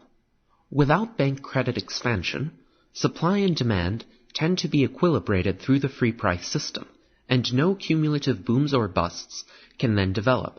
But then, government, through its central bank, stimulates bank credit expansion by expanding central bank liabilities, and therefore the cash reserves of all the nation's commercial banks. The banks then proceed to expand credit, and hence the nation's money supply, in the form of check deposits. As the Ricardians saw, this expansion of bank money drives up the prices of goods, and hence causes inflation. But Mises showed it does something else, and something even more sinister. Bank credit expansion, by pouring new loan funds into the business world, artificially lowers the rate of interest in the economy below its free market level. On the free and unhampered market, the interest rate is determined purely by the time preferences of all the individuals that make up the market economy. For the essence of a loan is that a present good, money which can be used at present, is being exchanged for a future good, an IOU, which can only be used at some point in the future. Since people always prefer money right now to the present prospect of getting the same amount of money sometime in the future, the present good always commands a premium in the market over the future. The premium is the interest rate, and its height will vary according to the degree to which people prefer the present to the future, i.e., the degree of their time preferences. People's time preferences also determine the extent to which people will save and invest, as compared to how much they will consume. If people's time preferences should fall, i.e., if their degree of preference for present over future falls, then people will tend to consume less now and save and invest more. At the same time, and for the same reason, the rate of interest, the rate of time discount, will also fall. Economic growth comes about largely as the result of falling rates of time preference, which lead to an increase in the proportion of saving and investment to consumption, and also to a falling rate of interest. But what happens when the rate of interest falls, not because of lower time preferences and higher savings, but from government interference that promotes the expansion of bank credit? In other words, if the interest rate falls artificially due to intervention, rather than naturally as a result of changes in the valuations and preferences of the consuming public. What happens is trouble. For businessmen seeing the rates of interest fall, react as they always would and must to such a change of market signals. They invest more in capital and producers' goods. Investments, particularly in lengthy and time-consuming projects, which previously looked unprofitable, now seem profitable, because of the fall of the interest charge. In short, businessmen react as they would react if savings had genuinely increased. They expand their investment in durable equipment, in capital goods, in industrial raw material, in construction, as compared to their direct production of consumer goods. Businesses, in short, happily borrow the newly expanded bank money that is coming to them at cheaper rates. They use the money to invest in capital goods, and eventually this money gets paid out in higher rents to land and higher wages to workers in the capital goods industries. This increased business demand bids up labor costs, but businesses think they can pay these higher costs because they have been fooled by the government and bank intervention in the loan market and its decisively important tampering with the interest rate signal of the marketplace. The problem comes as soon as the workers and landlords, largely the former, since most gross business income is paid out in wages, begin to spend the new bank money that they have received in the form of higher wages. For the time preferences of the public have not really gotten lower. The public doesn't want to save more than it has. So the workers set about to consume most of their new income, in short, to re-establish the old consumer-saving proportions. This means that they redirect the spending back to the consumer goods industries, and they don't save and invest enough to buy the newly produced machines, capital equipment, industrial raw materials, etc. This all reveals itself as a sudden sharp and continuing depression in the producers' goods industries. Once the consumers re-establish their desired consumption-investment proportions, it is thus revealed that business had invested too much in capital goods and had underinvested in consumer goods. Business had been seduced by the governmental tampering and artificial lowering of the rate of interest, and acted as if more savings were available to invest than were really there. As soon as the new bank money filtered through the system and the consumers re-established their old proportions, it became clear that there were not enough savings to buy all the producers' goods, and that business had misinvested the limited savings available. Business had overinvested in capital goods and underinvested in consumer products.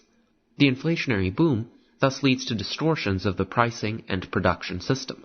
Prices of labor and raw materials in the capital goods industries had been bid up during the boom too high to be profitable once the consumers reassert their old consumption investment preferences. The depression is then seen as the necessary and healthy phase by which the market economy sloughs off and liquidates the unsound, uneconomic investments of the boom and reestablishes those proportions between consumption and investment that are truly desired by the consumers. The depression is the painful but necessary process by which the free market sloughs off the excesses and errors of the boom and reestablishes the market economy in its function of efficient service to the mass of consumers. Since prices of factors of production have been bid too high in the boom, this means that prices of labor and goods in these capital goods industries must be allowed to fall until proper market relations are resumed. Since the workers receive the increased money in the form of higher wages fairly rapidly, how is it that booms can go on for years without having their unsound investments revealed, their errors due to tampering with market signals become evident, and the depression adjustment process begin its work? The answer is that booms would be very short-lived if the bank credit expansion and subsequent pushing of the rate of interest below the free market level were a one-shot affair. But the point is that the credit expansion is not one shot.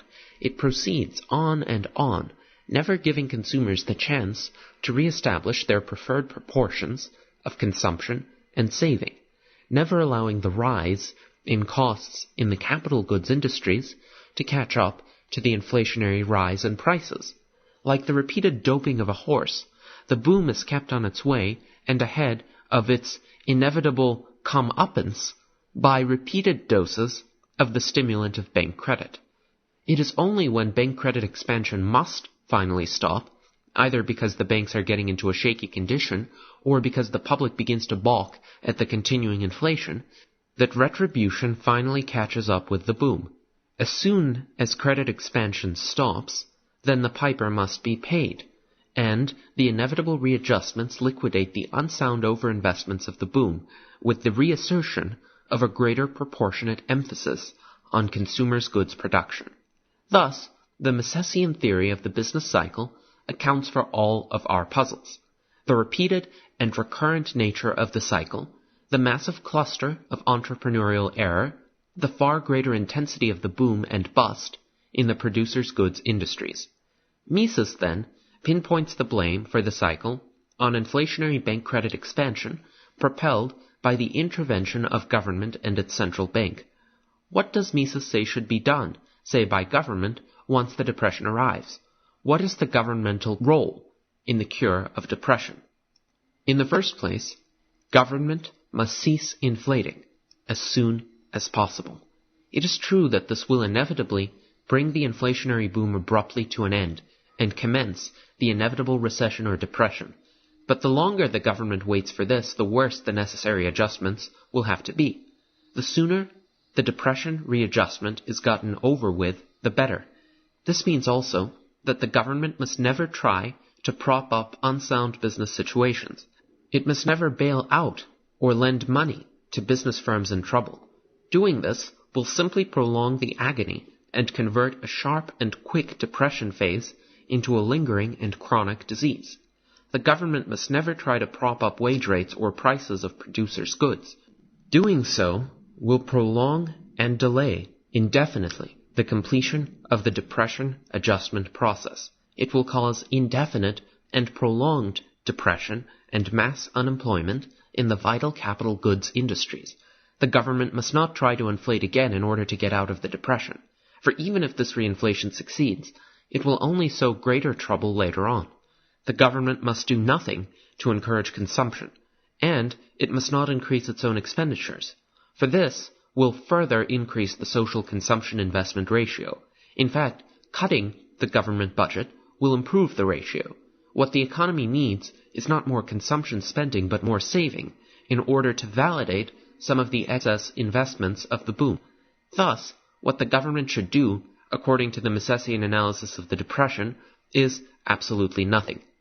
It should, from the point of view of economic health and ending the Depression as quickly as possible, maintain a strict hands-off laissez-faire policy. Anything it does will delay and obstruct the adjustment process of the market. The less it does, the more rapidly will the market adjustment process do its work, and sound economic recovery ensue. The Misesian prescription is thus the exact opposite of the Keynesian. It is for the government to keep absolute hands off the economy and to confine itself to stopping its own inflation and to cutting its own budget. It has today been completely forgotten, even among economists, that the Misesian explanation and analysis of the Depression gained great headway precisely during the Great Depression of the 1930s, the very depression that is always held up to advocates of the free market economy as the greatest single and catastrophic failure of laissez-faire capitalism. It was no such thing. 1929 was made inevitable by the vast bank credit expansion throughout the Western world during the 1920s, a policy deliberately adopted by the Western governments, and most importantly, by the Federal Reserve System in the United States. It was made possible by the failure of the Western world to return to a genuine gold standard after World War I, and thus allowing more room for inflationary policies by government. Everyone now thinks of President Coolidge as a believer in laissez-faire and an unhampered market economy. He was not, and tragically, nowhere less so than in the field of money and credit. Unfortunately, the sins and errors of the Coolidge intervention were laid to the door of a non-existent free market economy. If Coolidge made 1929 inevitable, it was President Hoover who prolonged and deepened the Depression, transforming it from a typically sharp but swiftly disappearing depression into a lingering and near-fatal malady, a malady cured only by the Holocaust of World War II. Hoover, not Franklin Roosevelt, was the founder of the policy of the New Deal, essentially the massive use of the state to do exactly what Misesian theory would most warn against, to prop up wage rates above their free market levels, prop up prices, inflate credit, and lend money to shaky business positions. Roosevelt only advanced, to a greater degree, what Hoover had pioneered. The result, for the first time in American history, was a nearly perpetual depression and nearly permanent mass unemployment. The Coolidge crisis had become the unprecedentedly prolonged Hoover-Roosevelt depression. Ludwig von Mises had predicted the depression during the heyday of the great boom of the 1920s, a time, just like today, when economists and politicians armed with a new economics of perpetual inflation and with new tools provided by the Federal Reserve System proclaimed a perpetual new era of permanent prosperity guaranteed by our wise economic doctors in Washington. Ludwig von Mises, alone armed with a correct theory of the business cycle, was one of the very few economists to predict the Great Depression, and hence the economic world was forced to listen to him with respect. F.A. Hayek spread the word in England, and the younger English economists were all, in the early 1930s, beginning to adopt the Misesian cycle theory for their analysis of the Depression, and also to adopt, of course, the strictly free market policy prescription that flowed with this theory. Unfortunately, economists have now adopted the historical notion of Lord Keynes, that no classical economists had a theory of the business cycle until Keynes came along in 1936. There was a theory of the Depression. It was the classical economics tradition. Its prescription was strict hard money and laissez-faire, and it was rapidly being adopted in England and even in the United States as the accepted theory of the business cycle. A particular irony is that the major Austrian proponent in the United States in the early and mid-1930s was none other than Professor Alvin Hansen, very soon to make his mark as the outstanding Keynesian disciple in this country. What swamped the growing acceptance of Misesian cycle theory was simply the Keynesian revolution, the amazing sweep that Keynesian theory made of the economic world shortly after the publication of the general theory in 1936. It is not that Misesian theory was refuted successfully, it was just forgotten in the rush to climb on the suddenly fashionable Keynesian bandwagon. Some of the leading adherents of the Mises theory, who clearly knew better, succumbed to the newly established winds of doctrine, and won leading American university posts as a consequence. But now the once arch-Keynesian London economist has recently proclaimed that Keynes is dead. After over a decade of facing trenchant theoretical critiques and refutation by stubborn economic facts, the Keynesians are now in general and massive retreat. Once again, the money supply and bank credit are being grudgingly acknowledged to play a leading role in the cycle. The time is ripe for a rediscovery, a renaissance of the Mises theory of the business cycle. It can come none too soon. If it ever does, the whole concept of a Council of Economic Advisers would be swept away, and we would see a massive retreat of government from the economic sphere. But for all this to happen, the world of economics, and the public at large, must be made aware of the existence of an explanation of the business cycle that has lain neglected on the shelf for all too many tragic years. Can we still avoid inflation? By Friedrich A. Hayek. In one sense, the question asked in the title of this lecture is purely rhetorical. I hope none of you has suspected me of doubting even for a moment that technically there is no problem in stopping inflation.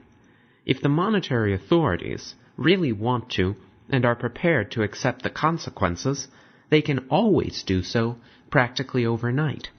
They fully control the base of the pyramid of credit, and a credible announcement that they will not increase the quantity of banknotes in circulation and bank deposits, and if necessary even decrease them, will do the trick.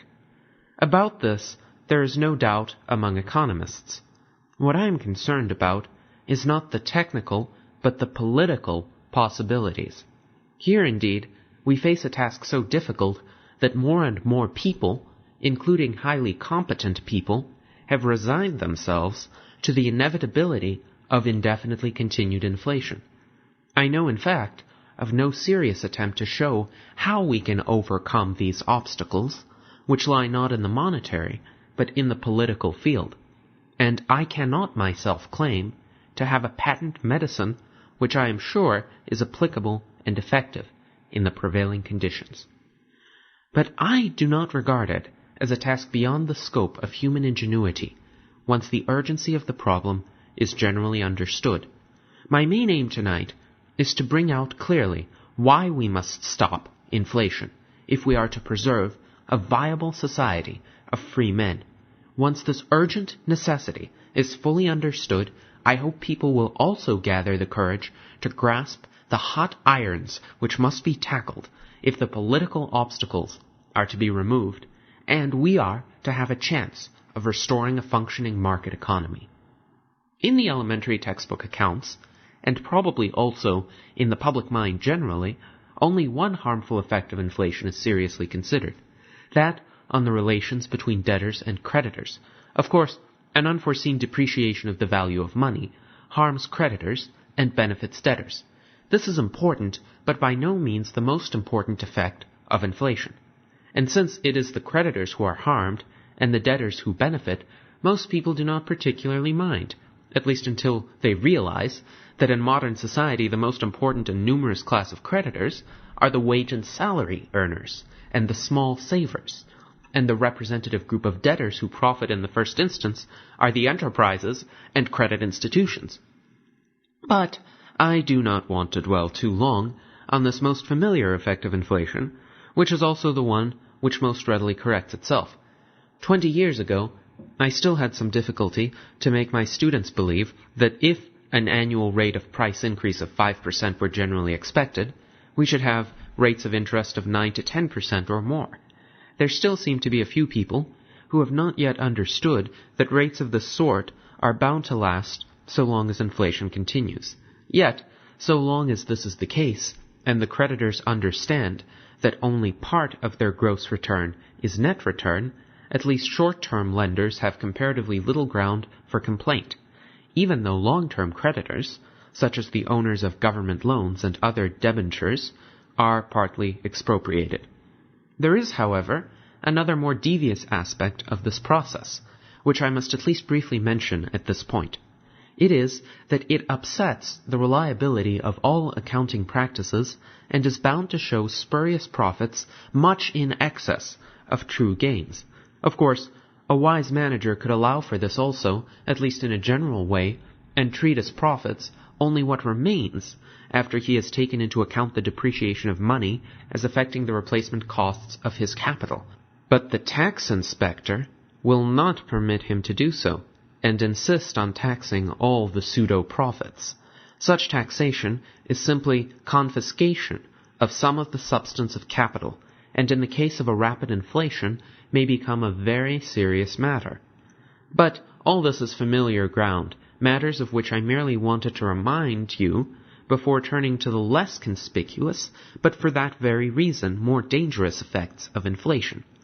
The whole conventional analysis, reproduced in most textbooks, proceeds as if a rise in average prices meant that all prices rise at the same time by more or less the same percentage, or that this at least was true of all prices determined currently on the market, leaving out only a few prices fixed by decree or long-term contracts, such as public utility rates, rents, and various conventional fees. But this is not true or even possible. The crucial point is that so long as the flow of money expenditure continues to grow, and prices of commodities and services are driven up, the different prices must rise, not at the same time, but in succession, and that in consequence, so long as this process continues, the prices which rise first must all the time move ahead of the others. This distortion of the whole price structure will disappear only some time after the process of inflation has stopped. This is a fundamental point which the master of all of us, Ludwig von Mises, has never tired from emphasizing for the past 60 years. It seems nevertheless necessary to dwell upon it at some length, since, as I recently discovered with some shock, it is not appreciated and even explicitly denied by one of the most distinguished living economists. That the order in which a continued increase in the money stream raises the different prices is crucial for an understanding of the effects of inflation was clearly seen more than 200 years ago by David Hume, and indeed before him by Richard Cantillon. It was in order deliberately to eliminate this effect that Hume assumed as a first approximation that one morning every citizen of a country woke up to find the stock of money in his possession miraculously doubled. Even this would not really lead to an immediate rise of all prices by the same percentage. But it is not what ever really happens. The influx of the additional money into the system always takes place at some particular point. There will always be some people who have more money to spend before the others. Who these people are will depend on the particular manner in which the increase in the money stream is being brought about. It may be spent in the first instance by government on public works or increased salaries, or it may be first spent by investors, mobilizing cash balances or borrowing for the purpose. It may be spent, in the first instance, on securities, on investment goods, on wages, or on consumers' goods. It will then, in turn, be spent on something else by the first recipients of the additional expenditure, and so on. The process will take very different forms according to the initial source or sources of the additional money stream, and all its ramifications will soon be so complex that nobody can trace them. But one thing all these different forms of the process will have in common: that the different prices will rise, not at the same time, but in succession, and that so long as the process continues, some prices will always be ahead of the others, and the whole structure of relative prices, therefore very different from what the pure theorist describes as an equilibrium position.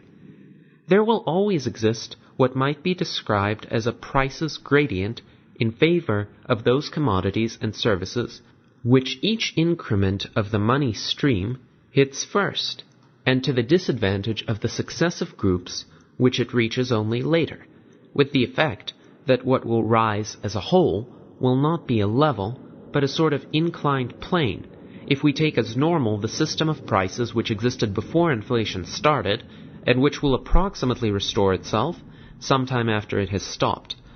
To such a change of relative prices, if it has persisted for some time and comes to be expected to continue, will of course correspond a similar change in the allocation of resources. Relatively more will be produced of the goods and services whose prices are now comparatively higher, and relatively less of those whose prices are comparatively lower. This redistribution of the productive resources will evidently persist so long, but only so long, as inflation continues at a given rate. We shall see that this inducement to activities, or a volume of some activities, which can be continued only if inflation is also continued, is one of the ways in which even a contemporary inflation places us in a quandary, because its discontinuance will necessarily destroy some of the jobs it has created. But before I turn to those consequences of an economy adjusting itself to a continuous process of inflation, I must deal with an argument that, though I do not know that it has anywhere been clearly stated, seems to lie at the root of the view which represents inflation as relatively harmless. It seems to be that if future prices are correctly foreseen, any set of prices expected in the future is compatible with an equilibrium position, because present prices will adjust themselves to expected future prices. For this it would, however, clearly not be sufficient that the general level of prices at various future dates be correctly foreseen, and these, as we have seen, will change in different degrees. The assumption that the future prices of particular commodities can be correctly foreseen during a period of inflation is probably an assumption which never can be true, because whatever future prices are foreseen, present prices do not by themselves adapt themselves to the expected higher prices of the future, but only through a present increase in the quantity of money, with all the changes in the relative height of the different prices which such changes in the quantity of money necessarily involve. More important, however, is the fact that if future prices were correctly foreseen, inflation would have none of the stimulating effects for which it is welcomed by so many people. Now, the chief effect of inflation, which makes it at first generally welcome to business, is precisely that prices of products turn out to be higher in general than foreseen. It is this which produces the general state of euphoria, a false sense of well-being, in which everybody seems to prosper. Those who without inflation would have made high profits make still higher ones. Those who would have made normal profits make unusually high ones. And not only businesses which were near failure, but even some which ought to fail, are kept above water by the unexpected boom. There is a general excess of demand over supply. All is saleable, and everybody can continue what he had been doing. It is this seemingly blessed state, in which there are more jobs than applicants, which Lord Beveridge defined as the state of full employment, never understanding that the shrinking value of his pension, of which he so bitterly complained in old age, was the inevitable consequence of his own recommendations having been followed. But, and this brings me to my next point, full employment in his sense requires not only continued inflation, but inflation at a growing rate, because, as we have seen, It will have its immediate beneficial effect only so long as it, or at least its magnitude, is not foreseen. But once it has continued for some time, its further continuance comes to be expected. If prices have for some time been rising at 5% per annum, it comes to be expected that they will do the same in the future. Present prices of factors are driven up by the expectation of the higher prices for the product. Sometimes, where some of the cost elements are fixed, the flexible costs may be driven up even more than the expected rise of the price of the product, up to the point where there will be only a normal profit. But if prices do not rise then more than expected, no extra profits will be made. Although prices continue to rise at the former rate, this will no longer have the miraculous effect on sales and employment it had before. The artificial gains will disappear, there will again be losses, and some firms will find that prices will not even cover costs. To maintain the effect inflation had earlier, when its full extent was not anticipated, it will have to be stronger than before. If, at first, an annual rate of price increase of 5% had been sufficient, once 5% comes to be expected, something like 7% or more will be necessary to have the same stimulating effect which a 5% rise had before. And since if inflation has already lasted for some time, a great many activities will have become dependent on its continuance at a progressive rate, we will have a situation in which, in spite of rising prices, many firms will be making losses, and there may be a substantial unemployment. Depression with rising prices is a typical consequence of a mere breaking of the increase in the rate of inflation once the economy has become geared to a certain rate of inflation. All this means that unless we are prepared to accept constantly increasing rates of inflation, which in the end would have to exceed any assignable limit, inflation can always give only a temporary fillip to the economy, but must not only cease to have a stimulating effect, but will always leave us with a legacy of postponed adjustments and new maladjustments which make our problem more difficult.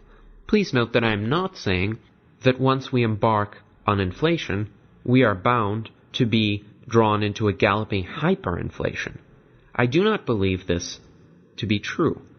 All I am contending is that if we wanted to perpetuate the peculiar prosperity and job-creating effects of inflation, we would have to progressively step it up, and must never stop increasing its rate. That this is so has been empirically confirmed by the great German inflation of the early 1920s. So long as that increased at a geometrical rate, there was indeed, except towards the end, practically no unemployment. But till then, every time merely the increase of the rate of inflation slowed down, unemployment rapidly assumed major proportions. I do not believe we shall follow that path, at least not so long as tolerably responsible people are at the helm, though I am not quite so sure that a continuance of the monetary policies of the last decade may not sooner or later create a position in which less responsible people will be put into command. But this is not yet our problem. What we are experiencing is still only what in Britain is known as the stop-go policy, in which from time to time the authorities get alarmed and try to break, but only with the result that even before the rise of prices has been brought to a stop, unemployment begins to assume threatening proportions, and the authorities feel forced to resume expansion. This sort of thing may go on for quite some time, but I am not sure that the effectiveness of relatively minor doses of inflation in rekindling the boom is not rapidly decreasing. The one thing which I will admit has surprised me about the boom of the last 20 years is how long the effectiveness of resumed expansion in restarting the boom has lasted. My expectation was that this power of getting investment underway by a little more credit expansion would much sooner exhaust itself, and it may well be that we have now reached that point, but I am not sure. We may well have another 10 years of stop-go policy ahead of us, probably with decreasing effectiveness of the ordinary measures of monetary policy, and longer intervals of recessions. Within the political framework and the prevailing state of opinion, the present chairman of the Federal Reserve Board will probably do as well as can be expected by anybody. But the limitations imposed upon him by circumstances beyond his control, and to which I shall have to turn in a moment, may well greatly restrict his ability of doing what we would like to do. On an earlier occasion on which several of you were present, I have compared the position of those responsible for monetary policy after a full employment policy has been pursued for some time to holding a tiger by the tail. It seems to me that these two positions have more in common than is comfortable to contemplate. Not only would the tiger tend to run faster and faster, and the movement bumpier and bumpier as one is dragged along, but also the prospective effects of letting go become more and more frightening as the tiger becomes more enraged. That one is soon placed in such a position is the central objection against allowing inflation to run on for some time. Another metaphor that has often been justly used in this connection is the effects of drug taking. The early pleasant effects and the later necessity of a bitter choice constitute indeed a similar dilemma. Once placed in this position, it is tempting to rely on palliatives and be content with overcoming short-term difficulties, without ever facing the basic trouble about which those solely responsible for monetary policy indeed can do little. Before I proceed with this main point, however, I must still say a few words about the alleged indispensability of inflation as a condition of rapid growth. We shall see that modern developments of labor union policies in the highly industrialized countries may there indeed have created a position in which both growth and a reasonably high and stable level of employment may, so long as those policies continue, make inflation the only effective means of overcoming the obstacles created by them. But this does not mean that inflation is, in normal conditions, and especially in less developed countries, required or even favorable for growth. None of the great industrial powers of the modern world has reached its position in periods of depreciating money. British prices in 1914 were, so far as meaningful comparisons can be made over such long periods, just about where they had been 200 years before, and American prices in 1939 were also at about the same level as at the earliest point of time for which we have data, 1749. Though it is largely true that world history is a history of inflation, the few success stories we find are on the whole the stories of countries and periods which have preserved a stable currency, and in the past, a deterioration of the value of money has usually gone hand in hand with economic decay. There is, of course, no doubt that temporarily the production of capital goods can be increased by what is called forced saving, that is, credit expansion can be used to direct a greater part of the current services of resources to the production of capital goods. At the end of such a period, the physical quantity of capital goods existing will be greater than it would otherwise have been. Some of this may be a lasting gain. People may get houses in return for what they were not allowed to consume. But I am not so sure that such a forced growth of the stock of industrial equipment always makes a country richer. That is, the value of its capital stock will afterwards be greater, or by its assistance all-round productivity be increased more than would otherwise have been the case. If investment was guided by the expectation of a higher rate of continued investment, or a lower rate of interest, or a higher rate of real wages, which all come to the same thing, in the future than in fact will exist, this higher rate of investment may have done less to enhance overall productivity than a lower rate of investment would have done if it had taken more appropriate forms. This I regard as a particularly serious danger for underdeveloped countries that rely on inflation to step up the rate of investment. The regular effect of this seems to me to be that a small fraction of the workers of such countries is equipped with an amount of capital per head much larger than it can hope within the foreseeable future to provide for all its workers, and that the investment of the larger total in consequence does less to raise the general standard of living than a smaller total more widely and evenly spread would have done. Those who counsel underdeveloped countries to speed up the rate of growth by inflation seem to me wholly irresponsible to an almost criminal degree. The one condition which on Keynesian assumptions makes inflation necessary to secure a full utilization of resources, namely the rigidity of wage rates determined by labor unions, is not present there, and nothing I have seen of the effects of such policies, be it in South America, Africa, or Asia, can change my conviction that in such countries inflation is entirely and exclusively damaging, producing a waste of resources and delaying the development of that spirit of rational calculation which is the indispensable condition of the growth of an efficient market economy. The whole Keynesian argument for an expansionist credit policy rests entirely and completely on the existence of that union-determined level of money wages which is characteristic of the industrially advanced countries of the West, but is absent in underdeveloped countries and for different reasons less marked in countries like Japan and Germany. It is only for those countries where, as it is said, money wages are rigid downward and are constantly pushed up by union pressure that a plausible case can be made that a high level of employment can be maintained only by continuous inflation, and I have no doubt that we will get this so long as those conditions persist.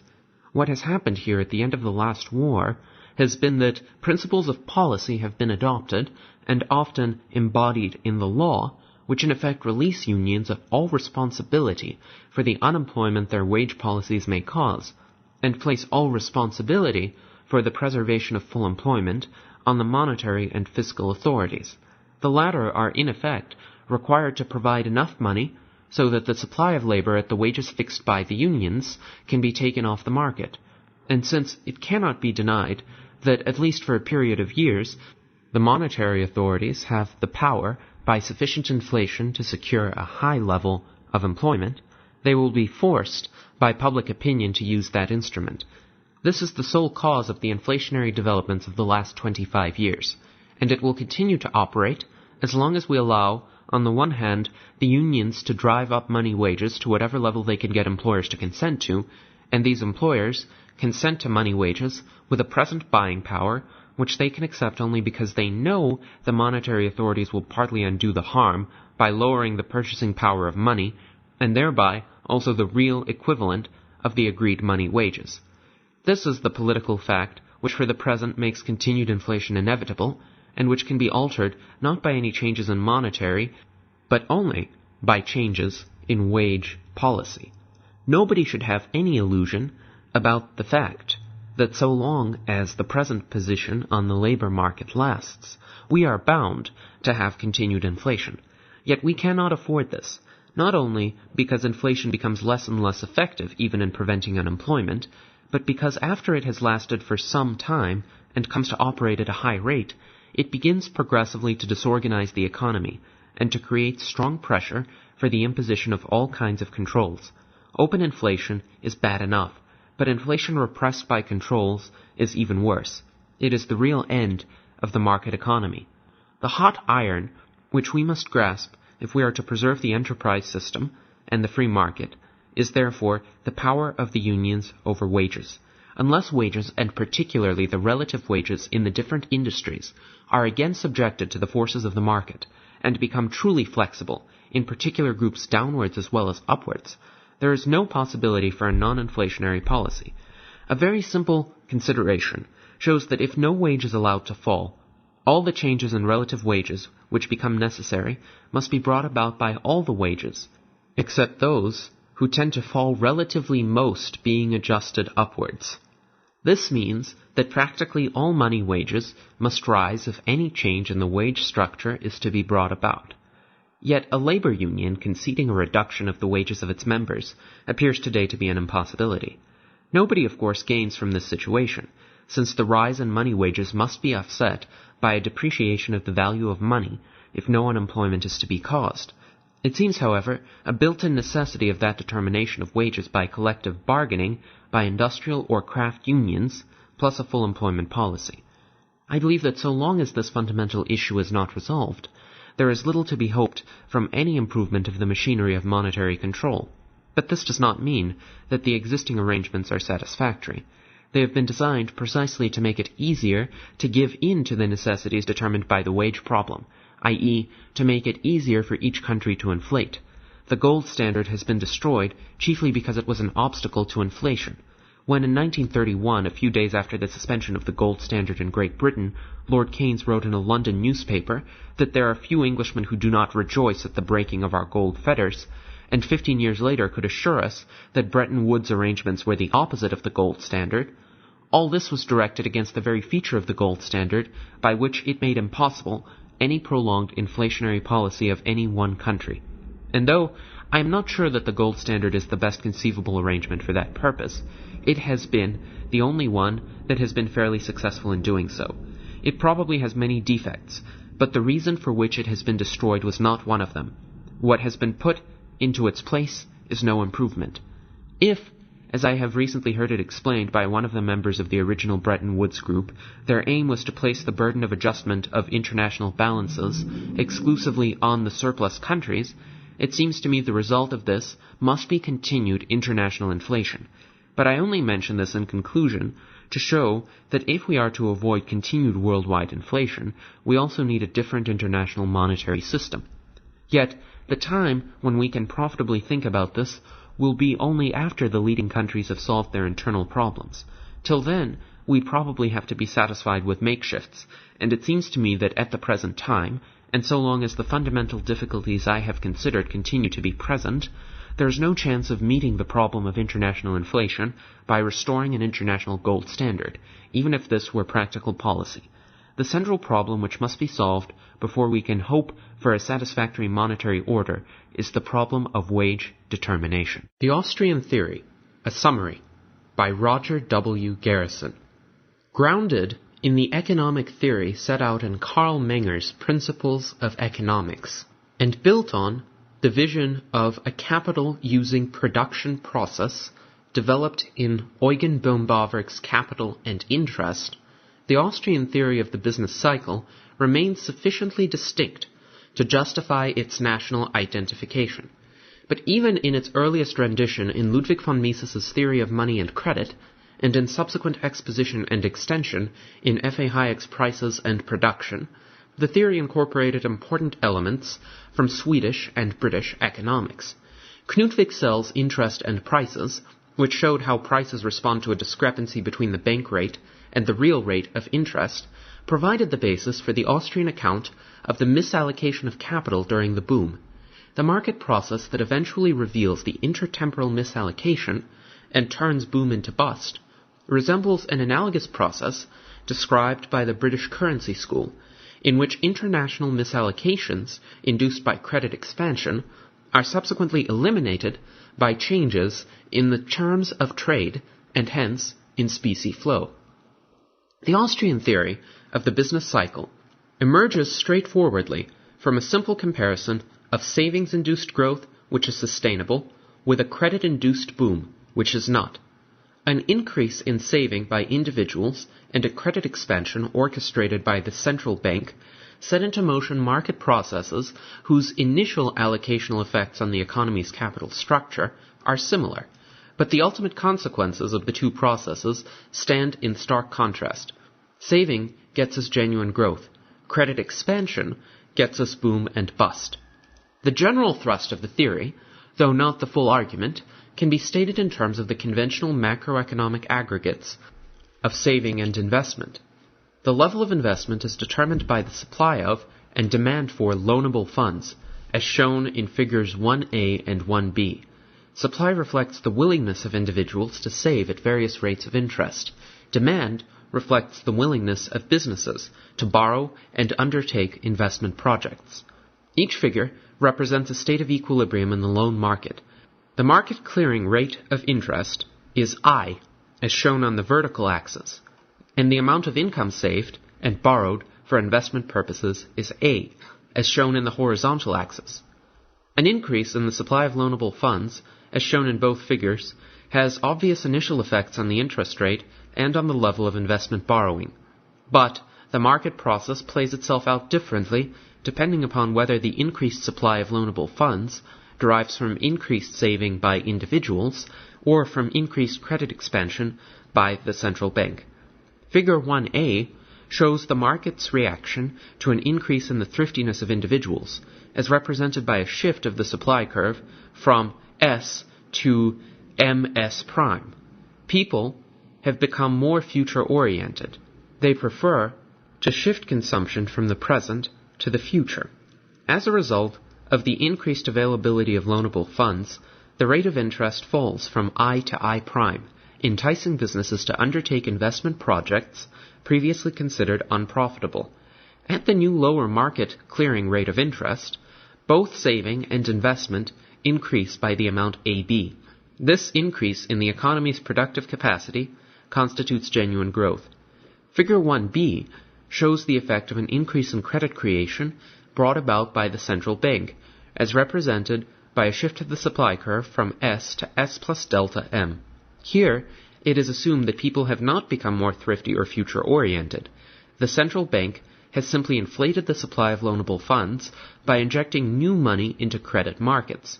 As the market clearing rate of interest falls from I to I prime, businesses are enticed to increase investment by the amount AB, while genuine saving actually falls by the amount AC. Padding the supply of loanable funds with newly created money holds the interest rate artificially low and drives a wedge between saving and investment. The low bank rate of interest has stimulated growth in the absence of any new saving. The credit-induced artificial boom is inherently unsustainable and is followed inevitably by a bust as investment falls back into line with saving. Even in this simple loanable funds framework, many aspects of the Austrian theory of the business cycle are evident. The natural rate of interest is the rate that equates saving and investment. The bank rate diverges from the natural rate as a result of credit expansion. When new money is injected into credit markets, the injection effects, which the Austrian theorists emphasize over price-level effects, take the form of too much investment, and actual investment in excess of desired saving, negative B, constitutes what Austrian theorists call forced saving. Other significant aspects of the Austrian theory of the business cycle can be identified only after the simple concept of investment, represented in figures 1a and 1b, is replaced by the Austrian vision of a multi-stage time-consuming production process. The rate of interest governs not only the level of investment, but also the allocation of resources within the investment sector.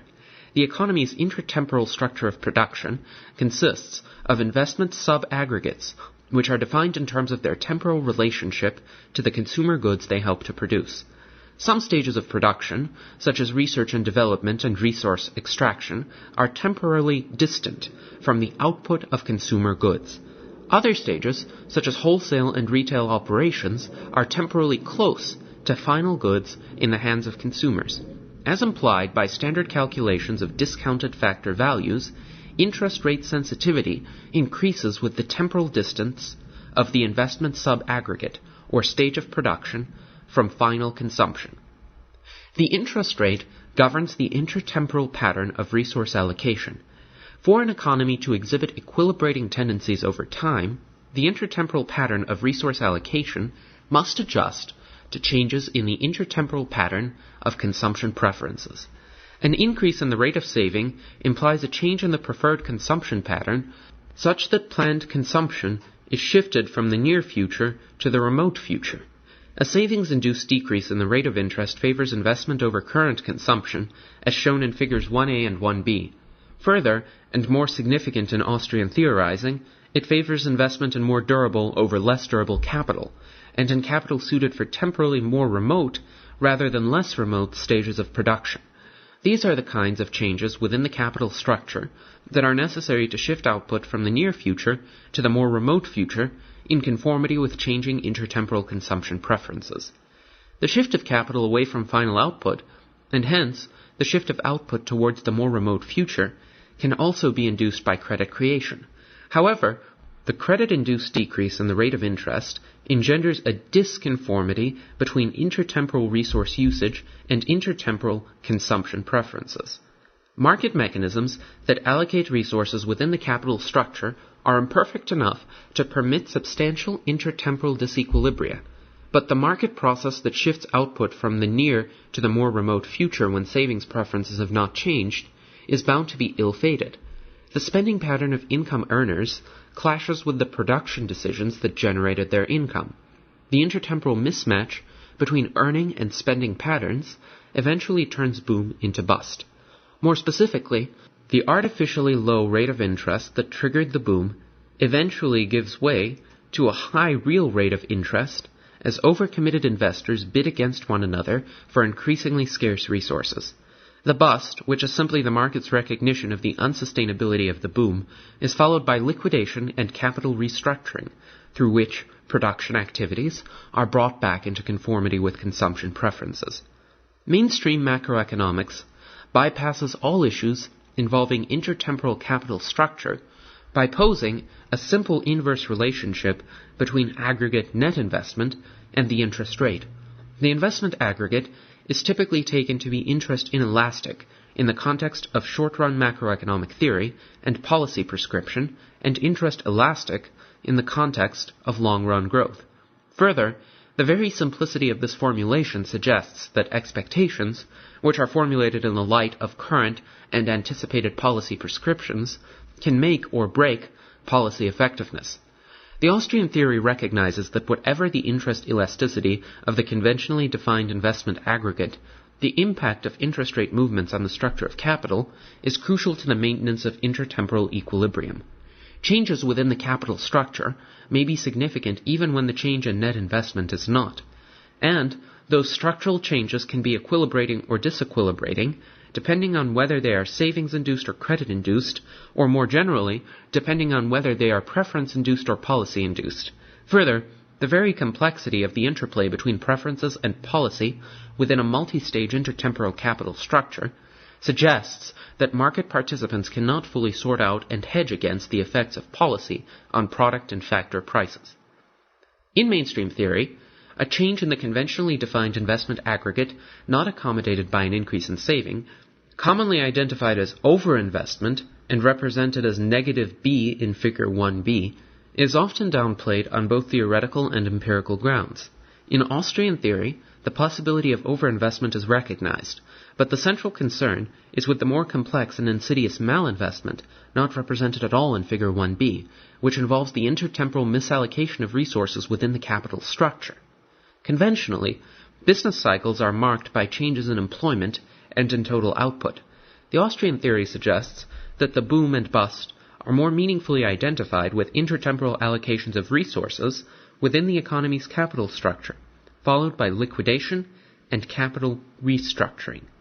Under extreme assumptions about labor mobility, an economy could undergo policy-induced intertemporal misallocations and the subsequent reallocation with no change in total employment.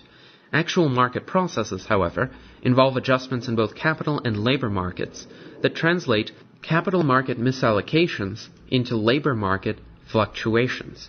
During the artificial boom, when workers are bid away from the late stages of production into earlier stages, unemployment is low. When the boom ends, workers are simply released from failing businesses, and their absorption into newer surviving firms is time-consuming. Mainstream theory distinguishes between broadly conceived structural unemployment, a mismatch of job openings and job applicants, and cyclical unemployment, a decrease in job openings. In the Austrian view, cyclical unemployment is, at least initially, a particular kind of structural unemployment. The credit-induced restructuring of capital has created too many jobs in the early stages of production. A relatively high level of unemployment, ushered in by the bust, involves workers whose subsequent employment prospects depend on reversing the credit-induced capital restructuring. The Austrian theory allows for the possibility that while malinvested capital is being liquidated and reabsorbed elsewhere in the economy's intertemporal capital structure, unemployment can increase dramatically as reduced incomes and reduced spending feed upon one another. The self-aggravating contraction of economic activity was designated as a secondary depression by the Austrians, to distinguish it from the structural maladjustment that in their view is the primary problem. By contrast, mainstream theories, particularly Keynesianism, which ignore the intertemporal capital structure, deal exclusively with the downward spiral. Questions of policy and institutional reform are answered differently by Austrian and mainstream economists because of the difference in focus as between intertemporal misallocations and downward spirals. The Austrians, who see the intertemporal distortion of the capital structure as the more fundamental problem, recommend monetary reform aimed at avoiding credit-induced booms.